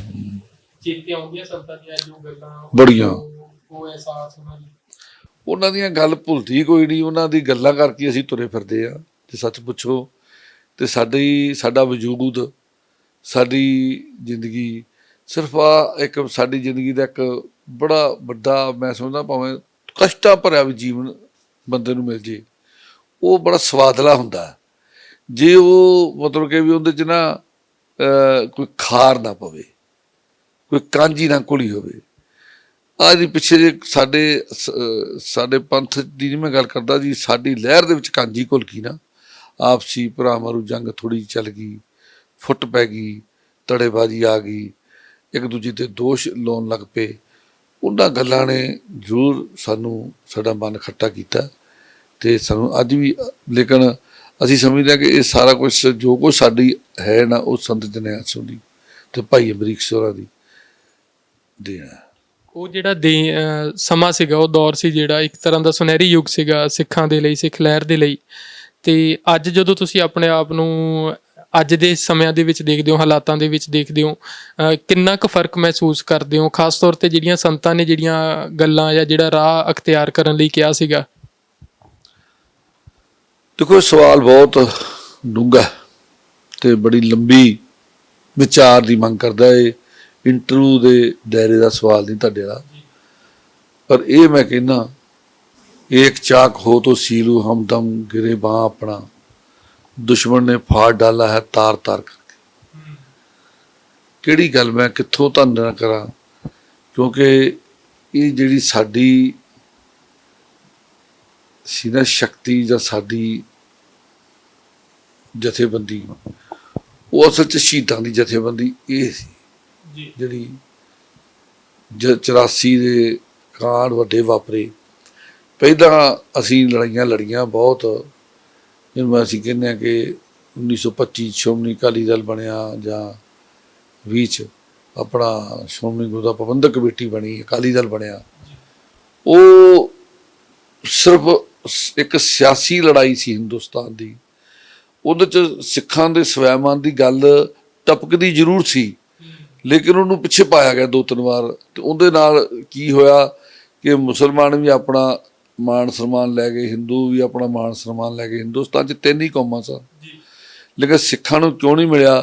ਕਿਉਂਕਿ ਸਾਡੀ ਲੀਡਰਸ਼ਿਪ ਦੇ ਵਿੱਚ ਕਿਤੇ ਨਾ ਕਿਤੇ ਇਸ ਤਰ੍ਹਾਂ ਦੀ ਇੱਕ ਕਮਜ਼ੋਰੀ ਉਸ ਵੇਲੇ ਆਈ। ਉਹਨੇ ਸਾਨੂੰ ਬਹੁਤ ਵੱਡਾ, ਮੈਂ ਸਮਝਦਾ ਜੀ, ਅੱਜ ਅਸੀਂ ਜਿਹੜੇ ਸਿੱਖ ਤਰਲੋ ਮੱਛੀ ਹੋ ਰਹੇ ਆ, ਜਾਂ ਸਿੱਖ ਅੱਜ ਬਹੁਤ ਸਮਝ ਲਓ ਵੀ ਉਲਝੇ ਪਈ ਤਾਣੀ ਸਾਡੀ, ਅਸੀਂ ਫਸੇ ਜੇ ਪਏ ਆ, ਸਾਨੂੰ ਕੁਛ ਅੱਗਾ ਰਸਤਾ ਨਜ਼ਰ ਨਹੀਂ ਹਜੇ ਆਉਂਦਾ। ਉਹ ਇਸੇ ਵਾਸਤੇ ਕਿ 1947 ਅਸੀਂ ਮਿਸ ਕਰ ਗਏ, ਜਦੋਂ ਕਿ ਉਸ ਵੇਲੇ 3 ਕੌਮਾਂ ਦੀ ਥਿਊਰੀ ਮੰਨੀ ਜਾ ਰਹੀ ਸੀ। ਕਈ ਲੋਕ ਸਾਡੇ ਬੜੇ ਜਿਹੜੀਆਂ ਇਤਿਹਾਸ ਵੱਲ ਨਹੀਂ ਵੇਖਣਾ ਚਾਹੀਦਾ, ਕਿਤਾਬਾਂ ਨਹੀਂ ਕਦੀਆਂ ਪੜ੍ਹਨੀਆਂ ਚਾਹੀਦੀਆਂ ਕਿ ਕਿਤਾਬਾਂ 'ਚ ਜਵਾਹਰ ਲਾਲ ਨਹਿਰੂ ਨੇ ਉਹਨੂੰ ਬੁਲਾਇਆ, ਬਕਾਇਦਾ 3 ਸੀ, ਕਿਉਂਕਿ ਲੜਾਈ ਤਾਂ ਸਾਰੀ ਸਿੱਖ ਲੜ ਰਹੇ ਸੀ। 100 ਦੇ ਵਿੱਚੋਂ 90 ਤਾਂ ਸਿੱਖ ਸ਼ਹੀਦ ਹੋ ਰਹੇ ਆ, ਫਾਂਸੀ ਚੜ੍ਹ ਰਹੇ ਆ, ਕਾਲੇ ਪਾਣੀ ਜਾ ਰਹੇ ਆ, ਤੇ ਭਲਾ ਅੰਗਰੇਜ਼ ਨੂੰ ਪਤਾ ਨਹੀਂ ਕੌਣ ਲੜ ਰਿਹਾ। ਨਾ ਮੁਸਲਮਾਨਾਂ ਦੀ 100 ਵਿੱਚੋਂ ਜਿਹੜਾ 10% ਆ ਜਾਂ 15 ਕਹਿ ਲਓ, 85 ਲਾ ਲੈਂਦੇ ਅਸੀਂ, ਉਹ ਮੁਸਲਮਾਨ ਵੀ ਨੇ ਤੇ ਹਿੰਦੂ ਵੀ ਨੇ ਇਸ ਮੁਲਕ ਦੇ, ਇਸ ਹਿੰਦੁਸਤਾਨ ਦੇ। ਉਹਨਾਂ ਦੋਵਾਂ ਦੇ ਮੁਕਾਬਲੇ ਜੇ ਅਸੀਂ 85 ਵਾਲਿਆਂ ਨੂੰ ਭਲਾ ਕਿਵੇਂ ਇਗਨੋਰ ਕਰ ਦਿੰਦੇ ਹੋ? ਇਹ ਤਾਂ ਐਵੇਂ ਨਾ, ਜੇ ਕੋਈ ਵੀ ਕਿਤਾਬਾਂ 'ਚ ਕਿਤੇ ਬਹੁਤਾ ਇਤਿਹਾਸ ਲੇਖ ਨਹੀਂ ਹੋਇਆ, ਤੇ ਇਹਦਾ 'ਚ ਸਾਡਾ ਤਾਂ ਬੜਾ ਕੁਛ ਨਹੀਂ ਲੇਖ ਹੋਇਆ। ਸਾਡਾ ਜਦੋਂ ਸਾਡੇ ਸਿੱਖ 17ਵੀਂ 18ਵੀਂ 19ਵੀਂ ਸਦੀ ਵਿੱਚ ਲੜੇ ਜੰਗਲਾਂ ਵਿੱਚ, ਉਹ ਸਾਡਾ ਕਿਤੇ ਵੀ ਨਹੀਂ ਲੇਖ ਹੋਇਆ। ਉਹ ਅਸੀਂ ਲੱਭ ਕੇ ਇਤਿਹਾਸ ਨੂੰ ਸਿਰਜਿਆ, ਲੱਭ ਕੇ ਅਸੀਂ ਇਤਿਹਾਸ ਨੂੰ ਇਕੱਤਰ ਕੀਤਾ। ਉਹਨਾਂ ਨੂੰ ਕਿਤੇ ਨਾ ਕਿਤੇ ਸਿਰਫ ਕਹਾਣੀਆਂ ਜਿਹੜੀਆਂ ਦੰਦ ਕਥਾਵਾਂ ਨਹੀਂ ਸੁਣੀਆਂ ਹੀ ਸਾਡੇ ਲਿਖੀਆਂ ਹੋਈਆਂ, ਬਹੁਤ ਕੁਛ ਹੈ ਜਿਨ੍ਹਾਂ ਦਾ ਇਫੈਕਟ ਨਹੀਂ ਸਾਡੇ ਕੋਲ ਮਿਲਦੇ। ਅਸੀਂ ਸੁਣਿਆ, ਜਿਹੜਾ ਸੀਨਾ ਬਸੀਨਾ ਤੁਰਿਆ ਹੁੰਦਾ, ਉਹ ਸਾਡੇ ਕੋਲ ਇਤਿਹਾਸ ਹੈ। ਇਹ ਵੀ ਇਹ ਆ ਸੀਨਾ ਬਸੀਨਾ, ਇਹ ਬਹੁਤ ਵੱਡਾ ਲਾਸ ਉਦੋਂ ਸਾਡਾ ਹੋਇਆ। ਤੇ ਜਿਹੜੀ ਮੈਂ ਸਮਝਦਾ ਕਿ ਸਾਡੀ ਹੁਣ ਸਥਿਤੀ ਸੀ, ਇਹ ਸਥਿਤੀ ਸਾਡੀ ਬਹੁਤ ਜ਼ਿਆਦਾ ਉੱਤੇ ਜਾ ਚੁੱਕੀ ਸੀ। ਮਤਲਬ ਮੈਂ ਤਾਂ ਕਹਿੰਦਾ ਕਿ ਕਈ ਗੱਲਾਂ ਅੱਗੇ ਘਟਨਾਵਾਂ ਅੱਗੇ ਪਿੱਛੇ ਹੋ ਜਾਣਗੀਆਂ, ਗੱਲਾਂ ਕਰਦਿਆਂ ਇੱਕ ਗੱਲ ਦੇ ਉਦਾਹਰਨ ਬਣ ਜਾਂਦੀ ਕਿ ਅਸੀਂ 1984 ਦੀ ਜੇਲ੍ਹ ਵਿੱਚ ਬੰਦ ਹਾਂ। ਅਸੀਂ ਤਾਂ ਨੌਜਵਾਨ ਹਾਂ, ਕੋਈ ਸਾਡਾ ਬਹੁਤਾ ਸਿਆਸੀ ਕੈਰੀਅਰ ਨਹੀਂ, ਕੋਈ ਸਾਡਾ ਬਹੁਤਾ ਸਿਆਸੀ ਨਾਂ ਨਹੀਂ। ਸਿਰਫ ਅਸੀਂ ਸੰਤ ਜਰਨੈਲ ਸਿੰਘ ਦੀ ਲਹਿਰ ਦੇ, ਸੰਤ ਭਾਈ ਅਮਰੀਕ ਸਿੰਘ ਦੀ ਫੈਡਰੇਸ਼ਨ ਦੇ ਭਾਈ ਹਰਮਿੰਦਰ ਸਿੰਘ ਸੰਧੂ ਦੇ ਸਾਥੀ ਹਾਂ। ਲੇਕਿਨ ਹਿੰਦੁਸਤਾਨ ਦੀ ਸਰਕਾਰ ਇਹ ਚਾਹੁੰਦੀ ਸੀ ਕਿ ਇਸ ਗੱਲ ਦਾ ਜੇ ਫੈਸਲਾ ਕੀਤਾ ਜਾਵੇ ਤਾਂ ਉਹ ਕੇਵਲ ਫੈਡਰੇਸ਼ਨ ਨਾਲ ਕੀਤਾ ਜਾਵੇ। ਇਹਦੇ ਨਾਲ ਕਰਨ 'ਚ ਫਾਇਦਾ ਸਾਨੂੰ ਅਕਾਲੀ ਦਲ ਨਾਲ ਫਾਇਦਾ ਨਹੀਂ ਗੱਲ ਕਰਨ ਦਾ। ਇਹ ਉਸ ਵੇਲੇ ਹਿੰਦੁਸਤਾਨ ਦੀ ਸਰਕਾਰ ਦੇ ਇਸ ਗੱਲ ਦੇ ਨਿਰਣੇ 'ਤੇ ਪਹੁੰਚੀ। ਪਹਿਲਾਂ ਜੋਧਪੁਰ ਜੇਲ੍ਹ 'ਚ ਆਏ, ਉੱਥੇ ਉਹਨਾਂ ਨੇ ਸਾਡੇ ਨਾਲ 4 ਬੰਦਿਆਂ ਨਾਲ ਗੱਲ ਕੀਤੀ, ਇਹ ਸੰਧੂ ਸਾਹਿਬ ਨਾਲ, ਭਾਈ ਮਨਜੀਤ ਸਿੰਘ ਨਾਲ, ਮਹਿਤਾ ਸਾਹਿਬ ਨਾਲ, ਮੇਰੇ ਨਾਲ। ਸਾਨੂੰ ਜੇਲ੍ਹ ਤੱਕ ਮਿਲਦੇ ਰਹੇ, ਲੇਕਿਨ ਇਹਨਾਂ 2 ਬੰਦਿਆਂ ਨੂੰ ਉਹ ਦਿੱਲੀ ਵੀ ਲੈ ਕੇ ਗਏ, ਭਾਈ ਹਰਮਿੰਦਰ ਸਿੰਘ ਸੰਧੂ ਤੇ ਭਾਈ ਮਨਜੀਤ ਸਿੰਘ, ਉਹ ਦਿੱਲੀ ਵੀ ਲੈ ਕੇ ਗਏ। ਉੱਥੇ ਖੁਦ ਪੰਜਾਬ ਦਾ ਗਵਰਨਰ ਅਰਜਨ ਸਿੰਘ ਤੇ ਇੱਕ ਹੋਰ ਵੀ ਕੋਈ ਸੀਨੀਅਰ ਉਸ ਵੇਲੇ ਰਾਜੀਵ ਗਾਂਧੀ ਵੱਲੋਂ ਅਪਾਇੰਟੀ, ਉਹ ਗੱਲਬਾਤ ਕਰਦੇ ਰਹੇ ਵੀ ਆਪਾਂ ਨਿਬੇੜੀਏ। ਤੇ ਭਾਈ ਸੰਧੂ ਬਿਲਕੁਲ ਕਿਸੇ ਗੱਲ ਤੇ ਸਮਝੌਤੇ ਲਈ ਤਿਆਰ ਨਹੀਂ ਹੋਏ, ਇਸ ਤਰ੍ਹਾਂ ਦੇ ਵੀ ਅਸੀਂ ਕੋਈ ਸਮਝੌਤਾ ਕਰਨਾ ਇਸ ਤਰ੍ਹਾਂ। ਉਹਨੇ ਕਿਹਾ ਅਸੀਂ ਜਿੰਦਰ ਤੱਕ ਬਾਹਰਲਿਆਂ ਬੰਦਿਆਂ ਨੂੰ ਨਹੀਂ ਮਿਲਦੇ, ਅਸੀਂ ਸਾਨੂੰ ਤੁਸੀਂ ਰਿਹਾਈਆਂ ਕਰੋਗੇ ਜੋਧਪੁਰ ਦੀ, ਅਸੀਂ ਜਾਵਾਂਗੇ ਆਪਣੇ ਬੰਦਾ ਰਹਿ ਕਰਕੇ ਤੁਹਾਡੇ ਨਾਲ ਗੱਲ ਕਰਾਂਗੇ। ਕੋਈ ਗੱਲ ਹੀ ਨਹੀਂ, ਗੱਲ ਹੋਊਗੀ, ਗੱਲ ਟੇਬਲ 'ਤੇ ਨਿਬੜੂਗੀ, ਫਿਰ ਦੱਸ ਸਕਾਂਗੇ ਸਾਡਾ ਫਾਈਨਲ ਕੀ ਆ। ਫਿਰ ਉਹਨਾਂ ਨੇ ਸਾਨੂੰ ਜੋ ਇਨਫੋਰਮੇਸ਼ਨ, ਕਿਉਂਕਿ ਇਨਫੋਰਮੇਸ਼ਨਾਂ ਕਦੀ ਗਲਤ ਨਹੀਂ ਹੁੰਦੀਆਂ, ਬਹੁਤ ਇਨਫੋਰਮੇਸ਼ਨਾਂ ਕਾਫੀ ਹੱਦ ਤੱਕ ਸਹੀ ਹੁੰਦੀਆਂ, ਮਾੜਾ ਮੋਟਾ ਫਰਕ ਹੋ ਸਕਦਾ। ਉਹਨਾਂ ਨੇ ਲੀਡਰਸ਼ਿਪ ਨੂੰ, ਉਸ ਵੇਲੇ ਦੀ ਲੀਡਰਸ਼ਿਪ ਦੇ ਵਿੱਚ ਜ਼ਿਆਦਾ ਐਕਟਿਵ ਹੋ ਗਏ। ਬਰਨਾਲਾ ਬਲਵੰਤ ਸਿੰਘ, ਉਹਨਾਂ ਨੇ ਸੰਤ ਲੌਂਗੋਵਾਲ ਰਿਹਾ ਹੋਏ, ਇਹਨਾਂ ਨੂੰ ਕੈਪਚਰ ਕਰ ਲਿਆ। ਇਹਨਾਂ ਲੀਡਰਸ਼ਿਪ ਨੇ ਬਾਦਲ ਸਾਹਿਬ ਨੂੰ, ਟੌੜਾ ਸਾਹਿਬ ਨੂੰ ਪਿੱਛੇ ਕਰਕੇ ਆਪ ਉਹਨਾਂ ਨੇ ਇਹਨਾਂ ਨੂੰ ਕੈਪਚਰ ਕਰਕੇ ਲੌਂਗੋਵਾਲ ਨੂੰ ਉਸ ਰਾਜੀਵ ਗਾਂਧੀ ਦੇ ਕੋਲ ਜਾ ਬਿਠਾਇਆ ਤੇ ਇੱਕ ਸਮਝੌਤਾ ਕਰਾਤਾ ਕਿ ਜੇ ਨਹੀਂ ਨਿਬੇੜਦੇ ਤਾਂ ਅਸੀਂ ਫੈਡਰੇਸ਼ਨ ਨਾਲ ਨਿਬੇੜ ਦੇਣਾ। ਦੇਖੋ ਕਿੰਨੀ ਵੱਡੀ ਇੱਕ ਹਿਸਟਰੀ ਬਣ ਗਈ ਸੀ ਸਾਡੀ।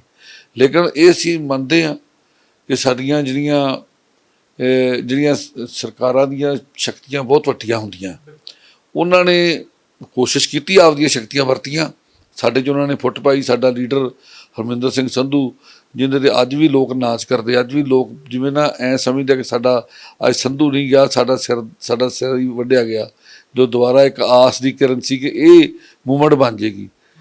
ਭਾਵੇਂ ਕਿ ਜਨਰਲ ਲਾਭ ਸਿੰਘ ਸਾਡੀ ਇੱਕ ਮੂਵਮੈਂਟ ਦਾ ਬੜਾ ਨਾਮਵਰ ਸੀਗਾ ਕਾਰਕੁਨ ਇਸ ਲਹਿਰ ਦਾ, ਤੇ ਉਹ ਵਿਅਕਤੀ ਬਾਅਦ 'ਚ ਆਪਸ 'ਚ ਵਖਰੇਵੇਂ ਪੈਣ ਕਰਕੇ ਇੱਕ ਦੂਜੇ ਨੂੰ ਵਿਰੋਧ 'ਚ ਖੜ ਗਏ। ਉਹ ਖੜ ਗਿਆ, ਸੰਧੂ ਸਾਹਿਬ ਤਾਂ ਖੜੇ ਹੀ ਨਹੀਂ। ਲੇਕਿਨ ਉਹ ਬੰਦੇ ਨੇ ਜਦੋਂ ਅਸੀਂ ਨਿਕਲੇ, ਸਾਨੂੰ ਥੋੜ੍ਹਾ ਜਿਹਾ ਖੋਲ੍ਹਿਆ, ਜਦੋਂ ਅਸੀਂ ਉੱਥੇ ਬੰਦ ਸੀ, ਸਾਨੂੰ 11-12 ਮਹੀਨੇ ਲਗਾਤਾਰ ਬੰਦ ਹੀ ਰੱਖਿਆ। ਸਾਨੂੰ ਨਹੀਂ ਕੱਢਿਆ ਉਹਨਾਂ ਨੇ ਚੱਕੀਆਂ ਵਿੱਚੋਂ, ਉੱਥੇ ਜੋਧਪੁਰ ਜੇਲ੍ਹ ਦੀਆਂ, ਜੋ ਸਾਨੂੰ ਅਖੀਰ ਜੇ ਤੱਕ ਉਹਨਾਂ ਨੇ ਇੱਕ ਵਾਰ ਕੱਢਿਆ ਫਰਵਰੀ ਮਾਰਚ 'ਚ, ਅਤੇ ਉਦੋਂ ਅਸੀਂ ਥੋੜ੍ਹਾ ਘੁੰਮੇ ਫਿਰੇ ਆਪਸ 'ਚ। ਅਤੇ ਉਦੋਂ ਉਹਨੇ ਕਿਹਾ ਵੀ ਮੈਂ ਤਾਂ ਸ਼ੁਕਰ ਕਰਦਾ, ਇਹ ਲਫ਼ਜ਼ ਉਹਦੇ ਆਪਣੇ ਸੀ ਕਿ ਆਪਣੇ ਕੋਲ ਭਾਈ ਹਰਮਿੰਦਰ ਸਿੰਘ ਸੰਧੂ ਬਚ ਗਏ, ਅਤੇ ਜੇ ਆਪਾਂ ਇਹਨੂੰ ਕਿਤੇ ਬਿਠਾ ਦਈਏ ਅਤੇ ਮੈਂ ਅੱਗੇ ਹੋ ਕੇ ਆਪਾਂ ਲੜਾਈ ਲੜੀਏ, ਅਤੇ ਮੇਰਾ ਨਹੀਂ ਖਿਆਲ ਆਪਾਂ ਲੜਾਈ ਜਿੱਤ ਨਾ ਸਕੀਏ। ਮਤਲਬ ਉਹ ਜਿੱਡਾ ਬਾਹਰ ਜਜ਼ਬਾਤ ਹੈ, ਜਿੱਡਾ ਮਾਹੌਲ ਹੈ, ਉਹ ਖੁਦ ਇਸ ਗੱਲ ਨੂੰ ਫੀਲ ਕਰਦਾ ਸੀ। ਲੇਕਿਨ ਕੁਝ ਦੁਸ਼ਟ ਸੋਚ ਵਾਲੇ ਸਾਡੇ ਸੱਜਣਾ ਨੇ ਉਹਦਾ ਮਾਈਂਡ ਇੰਨਾ ਪੋਇਜ਼ਨ ਕਰਤਾ ਕਿ ਉਹ ਬੰਦੇ ਰਾਹੀਂ ਨੁਕਸਾਨ, ਆਪਸ ਜੀ ਨੁਕਸਾਨ ਕਰ ਬੈਠੇ, ਤੇ ਅੱਜ ਮੂਵਮੈਂਟ ਸਾਡੀ ਡਿੱਗ ਪਈ। ਭਾਈ ਸਾਹਿਬ, ਇਹਦੇ 'ਚ ਕੋਈ ਸ਼ੱਕ ਨਹੀਂ ਕਿ ਜਿਹੜਾ 84 ਤੋਂ ਬਾਅਦ ਵਾਲਾ ਵੀ ਚੈਪਟਰ ਹੈ ਫੈਡਰੇਸ਼ਨ ਦਾ, ਹਰਮਿੰਦਰ ਸੰਧੂ ਦਾ, ਤੁਹਾਡੇ ਸਾਰਿਆਂ ਦਾ ਉਹਦੇ ਵਿੱਚ ਰੋਲ ਬਹੁਤ ਵੱਡਾ ਹੈ ਸਰਕਾਰਾਂ ਨਾਲ। ਸਾਡੇ ਕੋਲੇ ਮੈਂ ਚਾਹੁੰਦਾ ਵੀ ਉਸ ਦੇ ਉੱਤੇ ਇੱਕ ਅਲੱਗ ਤੋਂ ਆਪਾਂ ਇੱਕ ਟਾਕ ਰੱਖੀਏ, ਇੱਕ ਇੰਟਰਵਿਊ ਰੱਖੀਏ ਸਿਰਫ ਉਸੇ 'ਤੇ ਵੀ 84 ਤੋਂ ਬਾਅਦ ਦਾ ਜਿਹੜਾ ਤੁਹਾਡਾ ਸਫ਼ਰ ਹੈ। ਮੈਂ ਇਸ ਇੰਟਰਵਿਊ ਲਈ ਅਖੀਰਲੇ 2 ਸਵਾਲ ਤੁਹਾਨੂੰ ਪੁੱਛਣਾ ਚਾਹੁੰਦਾ। ਸੰਤ ਜਰਨੈਲ ਸਿੰਘ ਨੂੰ ਇੱਕ ਯੋਧੇ ਵਜੋਂ ਦੇਖਿਆ ਜਾਂਦਾ ਹੈਗਾ, ਪੂਰੀ ਦੁਨੀਆ ਦੇਖਦੀ ਹੈ। ਤੁਸੀਂ ਕਹਿੰਦੇ ਹੋ ਕਿ ਤੁਹਾਡੇ ਕੋਲੇ ਕੁਝ ਬੰਦੇ ਆਏ ਕਾਮਰੇਡ, ਕਿ ਇਹ ਇੱਕ ਫਿਰਕੂ ਹੈ। ਸਰਕਾਰ ਵੀ ਇਹੀ ਕਹਿੰਦੀ ਸੀਗੀ ਕਿ ਇਹ ਰਾਜਨੀਤੀ, ਧਰਮ ਦੀ ਆੜ ਦੇ ਵਿੱਚ ਰਾਜਨੀਤੀ ਕੀਤੀ ਜਾ ਰਹੀ ਹੈ, ਅਕਾਲੀ ਦਲ ਵੱਲੋਂ ਵੀ, ਸੰਤਾਂ ਵੱਲੋਂ ਵੀ, ਦਮਦਮੀ ਟਕਸਾਲ ਵੱਲੋਂ ਵੀ। ਤੁਹਾਨੂੰ ਕੀ ਲੱਗਦਾ ਹੈ ਕਿ ਇਹ ਸਰਕਾਰ ਦੀ ਜਿਹੜੀ ਇਹ ਗੱਲ ਸੀਗੀ ਧਰਮ ਦੀ ਆੜ ਦੇ ਵਿੱਚ ਰਾਜਨੀਤੀ ਕੀਤੀ ਜਾ ਰਹੀ ਹੈ, ਇਹ ਠੀਕ ਹੈ? ਦੂਜੀ ਗੱਲ, ਕੀ ਇਕੱਲੀ ਸਿਆਸਤ ਦੀ ਇਨਕਲਾਬ ਲਿਆਉਣਾ ਹੀ ਸੰਤ ਜਰਨੈਲ ਸਿੰਘ ਦੀ ਜਿਹੜੀ ਖਾਹਿਸ਼ ਸੀ, ਮਨਸ਼ਾ ਸੀਗੀ, ਜਾਂ ਉਹਦੇ ਪਿੱਛੇ ਇੱਕ ਧਰਮ ਦੀ ਸ਼ਕਤੀ ਕੰਮ ਕਰ ਰਹੀ ਸੀ? ਇਸੇ ਕਰਕੇ ਤੁਹਾਡੇ ਵਰਗੇ ਜਿਹੜੇ ਕਾਮਰੇਡ ਜਥੇਬੰਦੀਆਂ ਵਿੱਚ ਵੀ ਵਿਚਰ ਰਹੇ ਸੀ, ਉਹ ਵੀ ਸਿੱਖ ਜੁਝਾਰੂਪਨ ਦੇ ਵਿੱਚ, ਸਿੱਖ ਲਹਿਰਾਂ ਦੇ ਵਿੱਚ ਆ ਤੁਰੇ। ਦੇਖੋ, ਇਹ ਨਾ ਕੋਈ ਐਵੇਂ ਸ਼ਖਸਵਾ ਨਹੀਂ ਹੋਣਾ ਚਾਹੀਦਾ ਕਿਸੇ ਤਰ੍ਹਾਂ ਦਾ। ਸੰਤ ਜਰਨੈਲ ਸਿੰਘ ਸਿੱਖਾਂ ਦੇ ਧਾਰਮਿਕ ਤੇ ਰਾਜਨੀਤਿਕ, ਮੈਂ ਸਮਝਦਾ ਕਿ ਇਸ ਸਦੀ, ਇਸ ਨਵੇਂ ਯੁੱਗ ਦੇ ਨਵੇਂ ਸਦੀ ਦੇ ਰਹਿਬਰ ਹੈ। ਬਕਾਇਦਾ ਇੱਕ ਰਹਿਬਰ ਦੇ ਤੌਰ 'ਤੇ ਪ੍ਰਗਟ ਹੋਏ ਆ, ਔਰ ਥੋੜ੍ਹੇ ਸਮੇਂ 'ਚ ਐਡੀ ਵੱਡੀ ਉਹ ਮੂਵਮੈਂਟ ਖੜੀ ਕਰਕੇ, ਮੇਰੇ ਖਿਆਲ ਓਨੀ ਵੱਡੀ ਜ਼ਿੰਦਗੀ ਸੰਤ ਜਰਨੈਲ ਸਿੰਘ ਨੇ ਜਿਉਂਦੇ ਸਰੀਰ 'ਚ ਨਹੀਂ ਜਿਉਈ ਜਿੰਨੀ ਵੱਡੀ ਜ਼ਿੰਦਗੀ ਅੱਜ ਉਹ ਜਿਉਂ ਰਹੇ ਆ। ਇਹ ਗੱਲ ਮੇਰੀ ਸਮਝ ਜੇ ਤੁਹਾਡੇ 'ਚ ਆ ਗਈ ਹੋਵੇ। ਉਹਨਾਂ ਨੂੰ ਸਰਕਾਰਾਂ ਦੀਆਂ ਤੋਪਾਂ ਟੈਂਕਾਂ ਨੇ ਆ ਕੇ ਮਾਰਿਆ, ਲੇਕਿਨ ਉਹ ਜਿਉਂਦਾ ਹੋ ਗਿਆ। ਮਤਲਬ ਕਿ ਵੀ ਮੈਂ ਇੱਕ ਆਰਟੀਕਲ ਲਿਖਿਆ ਸੀ, ਮੇਰਾ ਆਰਟੀਕਲ ਇੱਥੇ ਸਾਡੇ ਜਿਨ੍ਹਾਂ ਨੇ ਨਹੀਂ ਮੈਂ ਭੇਜਿਆ ਜੇਲ੍ਹ ਵਿੱਚੋਂ, ਤਾਂ ਉਹ ਪੁਲਿਸ ਦੇ ਹੱਥ ਚਲੇ ਗਿਆ। ਤਾਂ ਉਹ ਆਰਟੀਕਲ ਦੇ ਵਿੱਚ ਮੈਂ ਲਿਖਿਆ ਹੀ ਇਹ ਸੀ ਕਿ ਤੂੰ ਕਤਲ ਹੋਵੇਂਗਾ, ਮੈਂ ਸ਼ਹੀਦ ਹੋਵਾਂਗਾ। ਲੌਂਗੋਵਾਲ ਤੇ ਸੰਤ ਭਿੰਡਰਾਂ ਦੇ ਵਰਸੇ ਮੈਂ ਲਿਖਿਆ ਸੀ ਕਿ ਮੈਂ ਸ਼ਹੀਦ ਹੋਵਾਂਗਾ, ਤੂੰ ਕਤਲ ਹੋਵੇਂਗਾ। ਅਤੇ ਉਹ ਗੱਲ ਹੋ ਕੇ ਰਹੀ, ਉਹ ਸ਼ਹੀਦ ਹੋਇਆ, ਉਹ ਕਤਲ ਹੋਇਆ। ਸੰਤ ਜਰਨੈਲ ਸਿੰਘ ਜਿਹਨੂੰ ਲੋਕਾਂ ਨੇ ਤੋਪਾਂ ਟੈਂਕਾਂ ਲੈ ਕੇ ਉਹਨੂੰ ਮਰੀਆ ਮੇਡ, ਜਿਹਨੂੰ ਕਹਿੰਦੇ ਆਪਾਂ ਲਫ਼ਜ਼ ਹੁੰਦਾ ਪੰਜਾਬੀ ਦਾ, ਮਰੀਆ ਮੇਡ ਕਰਤਾ, ਉਹ ਜਿਉਂਦਾ ਹੋ ਗਿਆ, ਉਹ ਸਦਾ ਲਈ ਜਿਉਂਦਾ ਹੋ ਗਿਆ। ਅੱਜ ਮੇਰੇ ਹਿਸਾਬ ਨਾਲ 38 ਸਾਲ ਤੋਂ ਵੱਧ ਦਾ ਟਾਈਮ ਹੋ ਗਿਆ ਆਪਰੇਸ਼ਨ ਬਲੂ ਸਟਾਰ ਨੂੰ। ਸੰਤ ਜਰਨੈਲ ਸਿੰਘ 77 ਦੇ ਵਿੱਚ ਟਕਸਾਲ ਦੇ ਮੁਖੀ ਬਣਦੇ ਆ ਅਗਸਤ ਮਹੀਨੇ ਦੇ ਵਿੱਚ। ਪੂਰੇ 77 ਦਾ ਸਾਲ ਵੀ ਨਹੀਂ, ਅੱਧਾ ਸਾਲ। ਤੇ 77 ਤੇ 7 84 ਉਹ ਵੀ ਅੱਧਾ ਸਾਲ ਜੂਨ, ਉਹ ਵੀ ਅੱਧਾ ਸਾਲ ਜੂਨ। ਤੇ 7 ਸਾਲ ਦੀ ਉਹਨਾਂ ਨੂੰ ਆਪਾਂ ਫਿਜ਼ੀਕਲੀ ਇੱਕ ਟਕਸਾਲ ਦਾ ਮੁਖੀ ਦੇ ਤੌਰ ਤੇ ਵੇਖਿਆ ਜਿਉਂਦੇ ਸਰੀਰ ਦੇ ਵਿੱਚ। ਲੇਕਿਨ 38 ਸਾਲ ਅੱਜ ਉਹਨੂੰ ਜਿਉਂਦਿਆਂ ਵੇਖਿਆ ਇੱਕ ਸਰੀਰ ਤੋਂ ਬਿਨਾਂ। ਅੱਜ ਸੰਤ ਜਰਨੈਲ ਸਿੰਘ ਦਾ ਇੰਨਾ ਨਾਂ ਹੈ। ਤੁਸੀਂ ਦੇਖੋ ਕਿ ਫੋਟੋ ਤੋਂ ਡਰੀ ਜਾਂਦੇ ਆ ਵੀ ਫੋਟੋ ਕਿਉਂ ਲਾਉਂਦੇ ਆ, ਤੁਸੀਂ ਫੋਟੋ ਕਿਉਂ ਲਾਉਂਦੇ ਆ, ਫੋਟੋਆਂ ਨਹੀਂ ਲੱਗਣ ਦੇਣੀਆਂ, ਫੋਟੋਆਂ ਪਾੜ ਦਿਓ, ਸਾੜ ਦਿਓ, ਸਾੜੀ ਜਾਓ। ਸੰਤ ਜਰਨੈਲ ਸਿੰਘ ਨਹੀਂ ਸੜਦਾ। ਸੰਤ ਜਰਨੈਲ ਸਿੰਘ ਜਿਉਂਦਾ ਹੋ ਰਿਹਾ, ਦਿਨੋਂ ਦਿਨ ਤਕੜਾ ਹੋ ਰਿਹਾ ਸੰਤ ਜਰਨੈਲ ਸਿੰਘ। ਸਾਨੂੰ ਸਿਰਫ ਇੱਕੋ ਹੀ ਜਿਹੜਾ ਮਨ ਦੇ ਵਿੱਚ ਸਾਡੇ ਹਿਰਖ ਹੈ ਕਿ ਸਾਡੀ ਕੌਮ ਦਾ ਇੱਕ ਉਹ ਵਰਗ, ਜਿਹੜਾ ਵਰਗ ਸਿੱਖ ਸਮਾਜ ਦੀ ਸੇਵਾ ਕਰਨੀ ਚਾਹੁੰਦਾ ਹੈ, ਲੇਕਿਨ ਉਹ ਇਸ ਗੱਲ ਤੋਂ ਅੱਖਾਂ ਮੀਟ ਕੇ ਕਰਨੀ ਚਾਹੁੰਦਾ ਕਿ ਸੰਤ ਜਰਨੈਲ ਸਿੰਘ ਦੀ ਹੋਂਦ ਹੈਗੀ ਕਿ ਨਹੀਂ ਹੈਗੀ। ਨਹੀਂ ਫਾਇਦਾ ਹੋਣਾ। ਅਲਟੀਮੇਟਲੀ ਜਿਵੇਂ ਜਿਵੇਂ ਚੀਜ਼ ਪੁਰਾਣੀ ਹੁੰਦੀ ਜਾਂਦੀ, ਕਈ ਚੀਜ਼ਾਂ ਹੁੰਦੀਆਂ ਉਹਨਾਂ ਦੀ ਕੀਮਤ ਵੱਧਦੀ ਜਾਂਦੀ ਹੈ। ਉਹਨਾਂ ਦੇ ਸੰਤ ਜਰਨੈਲ ਸਿੰਘ ਇੱਕ ਹੈ। ਔਰ ਮੈਂ ਇਹ ਗੱਲ ਕਿਸੇ ਵੇਲੇ ਮੈਂ ਨਾਂ ਨਹੀਂ ਇੱਥੇ ਲੈਣਾ ਚਾਹੁੰਦਾ ਇੰਟਰਵਿਊ ਦੇ ਵਿੱਚ, ਕਿਸੇ ਵੱਡੇ ਵਿਅਕਤੀ ਨੂੰ ਇਹ ਗੱਲ ਕਹੀ ਸੀ। ਉਹਨਾਂ ਨੇ ਕਿਹਾ ਸੀ ਕਿਸੇ ਵੇਲੇ ਕਿਸੇ ਲੀਡਰ ਦਾ ਨਾਂ ਲੈ ਕੇ ਕਿ ਆਹ ਫਲਾਣਾ ਲੀਡਰ ਬੜਾ ਅਮਰਜ ਕਰ ਰਿਹਾ। ਤੇ ਮੈਂ ਇਹਨੂੰ ਕਿਹਾ ਸੀ ਜੀ ਮਰਜ਼ ਕੀ ਹੁੰਦਾ, ਮਰਜ਼ ਦਾ ਮਤਲਬ ਕੀ ਹੈ ਤੁਹਾਡਾ?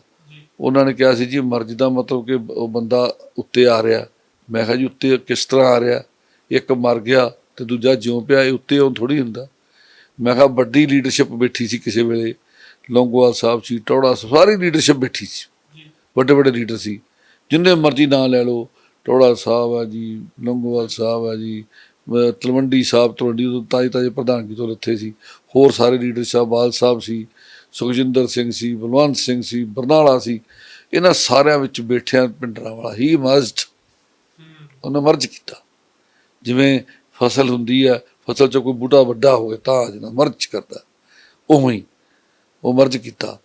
ਅਤੇ ਇਹ ਨਹੀਂ ਹੁੰਦਾ ਕਿ ਆਪਾਂ ਕਹੀਏ ਵੀ ਇੱਕ ਮਰ ਗਿਆ ਅਤੇ ਇੱਕ ਜਿਉਂ ਪਿਆ। ਭਿੰਡਰਾਂਵਾਲਾ ਦੀ ਜਿਹੜੀ ਉਹ ਪੋਜੀਸ਼ਨ ਸੀ ਨਾ, ਉਹ ਦਿਨੋਂ ਦਿਨ ਜਿੰਨੀ ਵੀ ਸਮਾਂ ਲੰਘਦਾ ਜਾਂਦਾ, ਜਿਵੇਂ ਜਿਵੇਂ ਸਿੱਖਾਂ ਦੇ ਮਸਲੇ ਅੱਜ ਹੋਰ ਉੱਠ ਰਹੇ ਆ, ਸਰਕਾਰਾਂ ਬੜੀ ਵੱਡੀਆਂ ਗਲਤੀਆਂ ਖਾ ਰਹੀਆਂ। ਕਾਂਗਰਸ, ਤੁਸੀਂ ਜਿਹੜਾ ਕਹਿੰਦੇ ਕਿ ਫਿਰਕੂ ਜਾਂ ਧਰਮ ਤੇ ਰਾਜਨੀਤੀ ਦੀ ਗੱਲ ਕਰਦੇ ਆ, ਮੈਨੂੰ ਇੱਕ ਵੀ ਪਾਰਟੀ ਦਾ ਨਾਂ ਲਾਓ ਜਿਹੜੀ ਰਾਜਨੀਤੀ ਧਰਮ ਦੇ ਆਧਾਰ 'ਤੇ ਨਹੀਂ ਕਰਦੀ। ਇੰਦਰਾ ਗਾਂਧੀ ਨੇ ਉਸ ਸਮੇਂ, ਇੰਦਰਾ ਗਾਂਧੀ ਦੀ ਸਥਿਤੀ ਮਾੜੀ ਸੀ, ਫਿਰ ਦੁਬਾਰਾ ਪਹਿਲਾਂ ਐਮਰਜੈਂਸੀ ਵੇਲੇ ਮਾੜੀ ਹੋਈ, ਮੁੜ ਕੇ ਫਿਰ ਦੁਬਾਰਾ ਹਮੇਸ਼ਾ ਸਰਕਾਰਾਂ ਨੂੰ, ਪੋਲੀਟੀਕਲ ਪਾਰਟੀਆਂ ਨੂੰ ਡਾਊਨਫਾਲ ਵੀ ਆਉਂਦੇ ਆ, ਅਪ ਵੀ ਆਉਂਦਾ। ਲੇਕਿਨ ਉਦੋਂ ਫਿਰ ਮਾੜੀ ਸੀ, ਉਹਨੂੰ ਇੱਕੋ ਹੀ ਹੱਲ ਸੀ ਕਿ ਸਿੱਖਾਂ ਨੂੰ ਉੱਤੇ ਹਮਲਾ ਕਰੋ, ਹਿੰਦੂ ਸਮਾਜ ਨੂੰ ਖੁਸ਼ ਕਰੋ, ਵੋਟਾਂ ਲੈ ਲਓ। ਔਰ ਉਹ ਲੈਣੀਆਂ ਤਾਂ ਸੀ ਇੰਦਰਾ ਗਾਂਧੀ ਨੇ, ਪਰ ਇੰਦਰਾ ਨੂੰ ਨਸੀਬ ਨਹੀਂ ਹੋਈਆਂ, ਨਸੀਬ ਹੋ ਗਈਆਂ ਰਾਜੀਵ ਗਾਂਧੀ ਨੂੰ। ਠੀਕ ਹੈ, ਹੁਣ ਬੀਜੇਪੀ ਕੀ ਕਰ ਰਹੀ ਹੈ? ਰਾਮ ਮੰਦਿਰ ਦੀ ਸਿਆਸਤ ਚੱਲ ਰਹੀ ਹੈ। ਆਹ ਦੇਖੋ, ਉਹਨਾਂ ਨੂੰ ਪਤਾ ਕਿ ਆਹ ਜਿਹੜਾ ਕੀ ਹੁਣ ਅੱਜ ਕੱਲ੍ਹ ਰਾਮ ਮੰਦਿਰ ਉੱਤੇ ਇੱਕ ਉਹ ਚੱਲ ਰਹੀ ਹੈ, ਵੀਡੀਓਗ੍ਰਾਫੀ ਹੋ ਰਹੀ ਹੈ, ਕਿ ਇੱਕ ਕੇਸ ਲੱਗਾ ਹੋਇਆ ਅੰਦਰ ਉਹਦੇ ਫੋਟੋਆਂ ਲੈਣ ਦਾ, ਇਹ ਉਹ ਸਾਰਾ ਸਾਧੂ ਸੰਤਾਂ ਵਾਲਾ। ਪਿੱਛੇ ਜੇ ਮੋਦੀ ਨੇ ਆਪਣਾ ਭੇਜ ਸੀ ਸਾਧੂ ਸੰਤਾਂ ਵਾਲਾ ਕਰ ਲਿਆ ਸੀ, ਦਾੜੀ ਵਧਾ ਲਈ ਸੀ, ਵਾਲ ਪਿੱਛੇ ਨੂੰ ਸਿੱਟ ਰਹੇ ਸੀ ਜਿਵੇਂ ਸੰਤ ਹੁੰਦਾ। ਜੋਗੀ ਕੌਣ ਹੈ? ਉਹਦਾ ਤਾਂ ਭੇਸ ਹੁੰਦਾ, ਪਹਿਰਾਵਾ ਕੀ ਆ? ਉਹ ਇੱਕ ਆਮ ਰਾਜਨੀਤਿਕ ਬਣਾ ਹੈ ਹੀ ਨਹੀਂ। ਕਿਉਂਕਿ ਯੂਪੀ ਵੱਡੀ ਸਟੇਟ ਹੈ, ਹਿੰਦੁਸਤਾਨ ਦੀ ਸਾਰੀਆਂ ਸੀਟਾਂ ਮੈਕਸੀਮਮ ਉੱਥੋਂ ਲੈ ਲਈਆਂ ਜਾਣ ਅਤੇ ਹਿੰਦੁਸਤਾਨ 'ਤੇ ਰਾਜ ਹੀ ਰਾਜਾ, ਬਾਕੀ ਕਦੋਂ ਘੱਟ ਗਈਆਂ ਕਦੋਂ ਵੱਧ ਗਈਆਂ। ਇੱਕ ਵਾਰ ਉਹ ਸੇਫ ਸਾਈਡ ਲੈ ਕੇ ਬੈਠੇ। ਇਹ ਕਿਹੜੀ ਰਾਜਨੀਤੀ ਨਹੀਂ ਕਰ ਰਹੇ? ਧਰਮ ਤੋਂ ਬਿਨਾਂ ਰਾਜਨੀਤੀ ਚੱਲ ਹੀ ਨਹੀਂ ਸਕਦੀ। ਬਾਬਰ ਆਇਆ, ਮੈਂ ਮੁਸਲਿਮ ਰਾਜ ਸਥਾਪਿਤ ਕਰਦਾ। ਵਟ ਵਾਜ ਮੁਸਲਿਮ? ਧਰਮ, ਅਕਬਰ ਧਰਮ, ਔਰੰਗਜ਼ੇਬ ਧਰਮ। ਕੋਈ ਦੱਸੋ ਕਿਹੜਾ ਬੰਦਾ ਉਹਨੇ ਧਰਮ ਦੀ ਰਾਜਨੀਤੀ ਨਹੀਂ ਕੀਤੀ? ਇਹ ਸਾਰੇ ਹੀ ਕਰਦੇ ਰਹੇ ਟੋਟਲ। ਜੇ ਤੁਸੀਂ ਬਾਪੂ ਇਹਨਾਂ ਦਾ ਜਿਹੜਾ ਦੇਸ਼ ਦਾ ਹੈਗਾ ਪਿਤਾ ਮਹਾਤਮਾ ਗਾਂਧੀ, ਉਹ ਕੀ ਕਰਦਾ ਸੀ? ਉਹ ਧਰਮ ਦੀ ਗੱਲ ਕਰਦਾ ਸੀ, ਕੀ ਨਹੀਂ ਸੀ ਕਰਦਾ?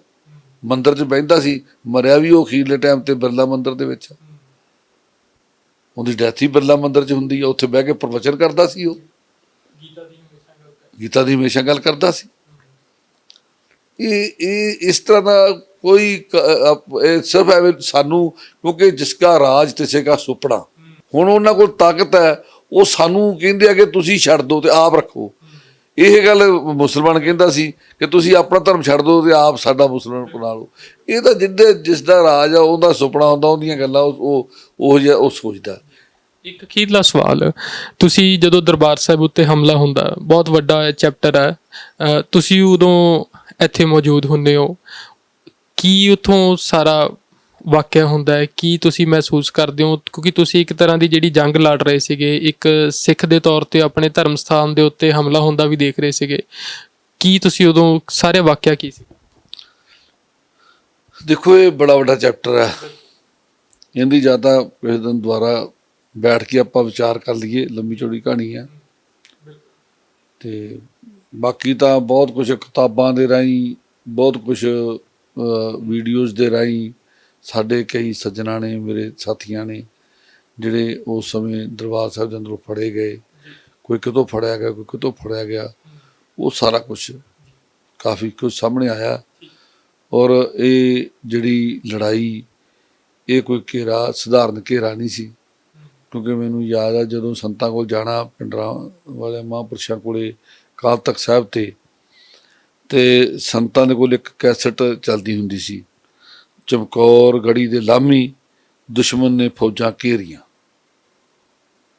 ਇਹ ਦਿਆਲਪੁਰੀ ਹੁੰਦਾ ਸੀ ਇੱਕ ਗਾਇਕ ਉਹਨਾਂ ਦਿਨਾਂ 'ਚ, ਉਹ ਬਹੁਤ ਉਹਨੇ ਚੰਗਾ ਉਸ ਸਮੇਂ ਦਾ ਉਹਦੇ ਬੱਚਿਆਂ ਦਾ, ਬੱਚੇ ਛੋਟੇ ਸੀ ਅਸਲ ਉਦੋਂ ਬੜੇ, ਉਹਨਾਂ ਦਾ ਬਹੁਤ ਨਾਂ ਬਣ ਚੁੱਕਾ ਸੀ।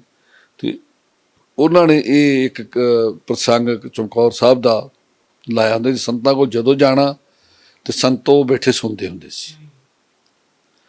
ਤੇ ਸੰਤਾਂ ਨੇ ਹੌਲੀ ਹੌਲੀ ਗੱਲ ਕਹਿ ਵੀ ਦੇਣਾ ਕਿ ਇੱਥੇ ਵੀ ਘੇਰਾ ਐਵੇਂ ਹੀ ਪੈਣਾ, ਐਂ ਹੀ ਘੇਰਾ ਪੈਣਾ। ਇਹ ਸੰਤ ਲੱਗ ਪਏ ਸੀ ਕਹਿਣ, ਤੇ ਦੇਖ ਲਓ ਘੇਰਾ ਪਿਆ। ਘੇਰਾ ਵੀ ਸਧਾਰਨ ਨਹੀਂ, ਅਸਧਾਰਨ ਸੀ। ਉਹ ਤਾਂ ਧੰਨ ਗੁਰੂ ਗੋਬਿੰਦ ਸਿੰਘ ਮਹਾਰਾਜ ਤਾਂ ਸ੍ਰਿਸ਼ਟੀ ਦੇ ਮਾਲਕ ਸੀ। ਉਹਨਾਂ ਨੇ ਆਪਣੀ ਕਲਮ ਦੇ ਨਾਲ 10 ਲੱਖ ਦਾ ਘੇਰਾ ਲਿਖਿਆ। ਸਾਨੂੰ ਕਿਸੇ ਦੇ ਇਤਿਹਾਸ ਦੀ ਗਵਾਹੀ ਦੀ ਲੋੜ ਨਹੀਂ। ਗੁਰੂ ਗੋਬਿੰਦ ਸਿੰਘ ਮਹਾਰਾਜ ਨੇ ਆਪ ਇਹ ਗੱਲ ਲਿਖੀ ਹੈ ਕਿ ਔਰੰਗਜ਼ੇਬ ਕੀ ਹੋਇਆ,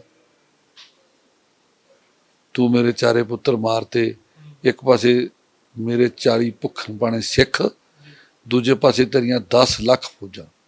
ਇਹ 'ਚ ਗਵਾਹੀ ਦੀ ਕੀ ਲੋੜ ਪਿੱਛੇ ਰਹਿ ਗਈ? ਮਹਾਰਾਜ ਦੇ ਜ਼ਫਰਨਾਮੇ 'ਚ ਆਪ ਦੇ 10 ਲੱਖ ਦਾ ਜ਼ਿਕਰ ਆਇਆ। ਤੇ ਇਹ ਵੀ ਇੱਥੇ ਕਈ ਲੱਖਾਂ ਦੀ ਗਿਣਤੀ 'ਚ, ਕਿਉਂਕਿ ਆਪਾਂ ਗੁਰੂ ਸਾਹਿਬ ਦਾ ਤਾਂ ਮੁਕਾਬਲਾ ਕੋਈ ਕਰ ਹੀ ਨਹੀਂ ਨਾ ਸਕਦੇ, ਪਰ ਗੁਰੂ ਗੋਬਿੰਦ ਸਿੰਘ ਮਹਾਰਾਜ ਤਾਂ। ਤੇ ਸੰਤ ਇਹ ਗੱਲ ਕਹਿੰਦੇ ਹੁੰਦੇ ਸੀ ਇਵੇਂ ਘੇਰਾ ਪੈਣਾ, ਤੇ ਘੇਰਾ ਪਿਆ। ਤੇ ਫਿਰ ਲੱਗ ਪਏ ਸੀ ਕਹਿਣ ਪਹਿਲਾਂ ਹੀ ਫੌਜ ਆਈ ਤੇ ਚਨੇ ਚਬਾਵਾਂਗੇ, ਤੇ ਫਿਰ ਚਬਾਏ ਵੀ।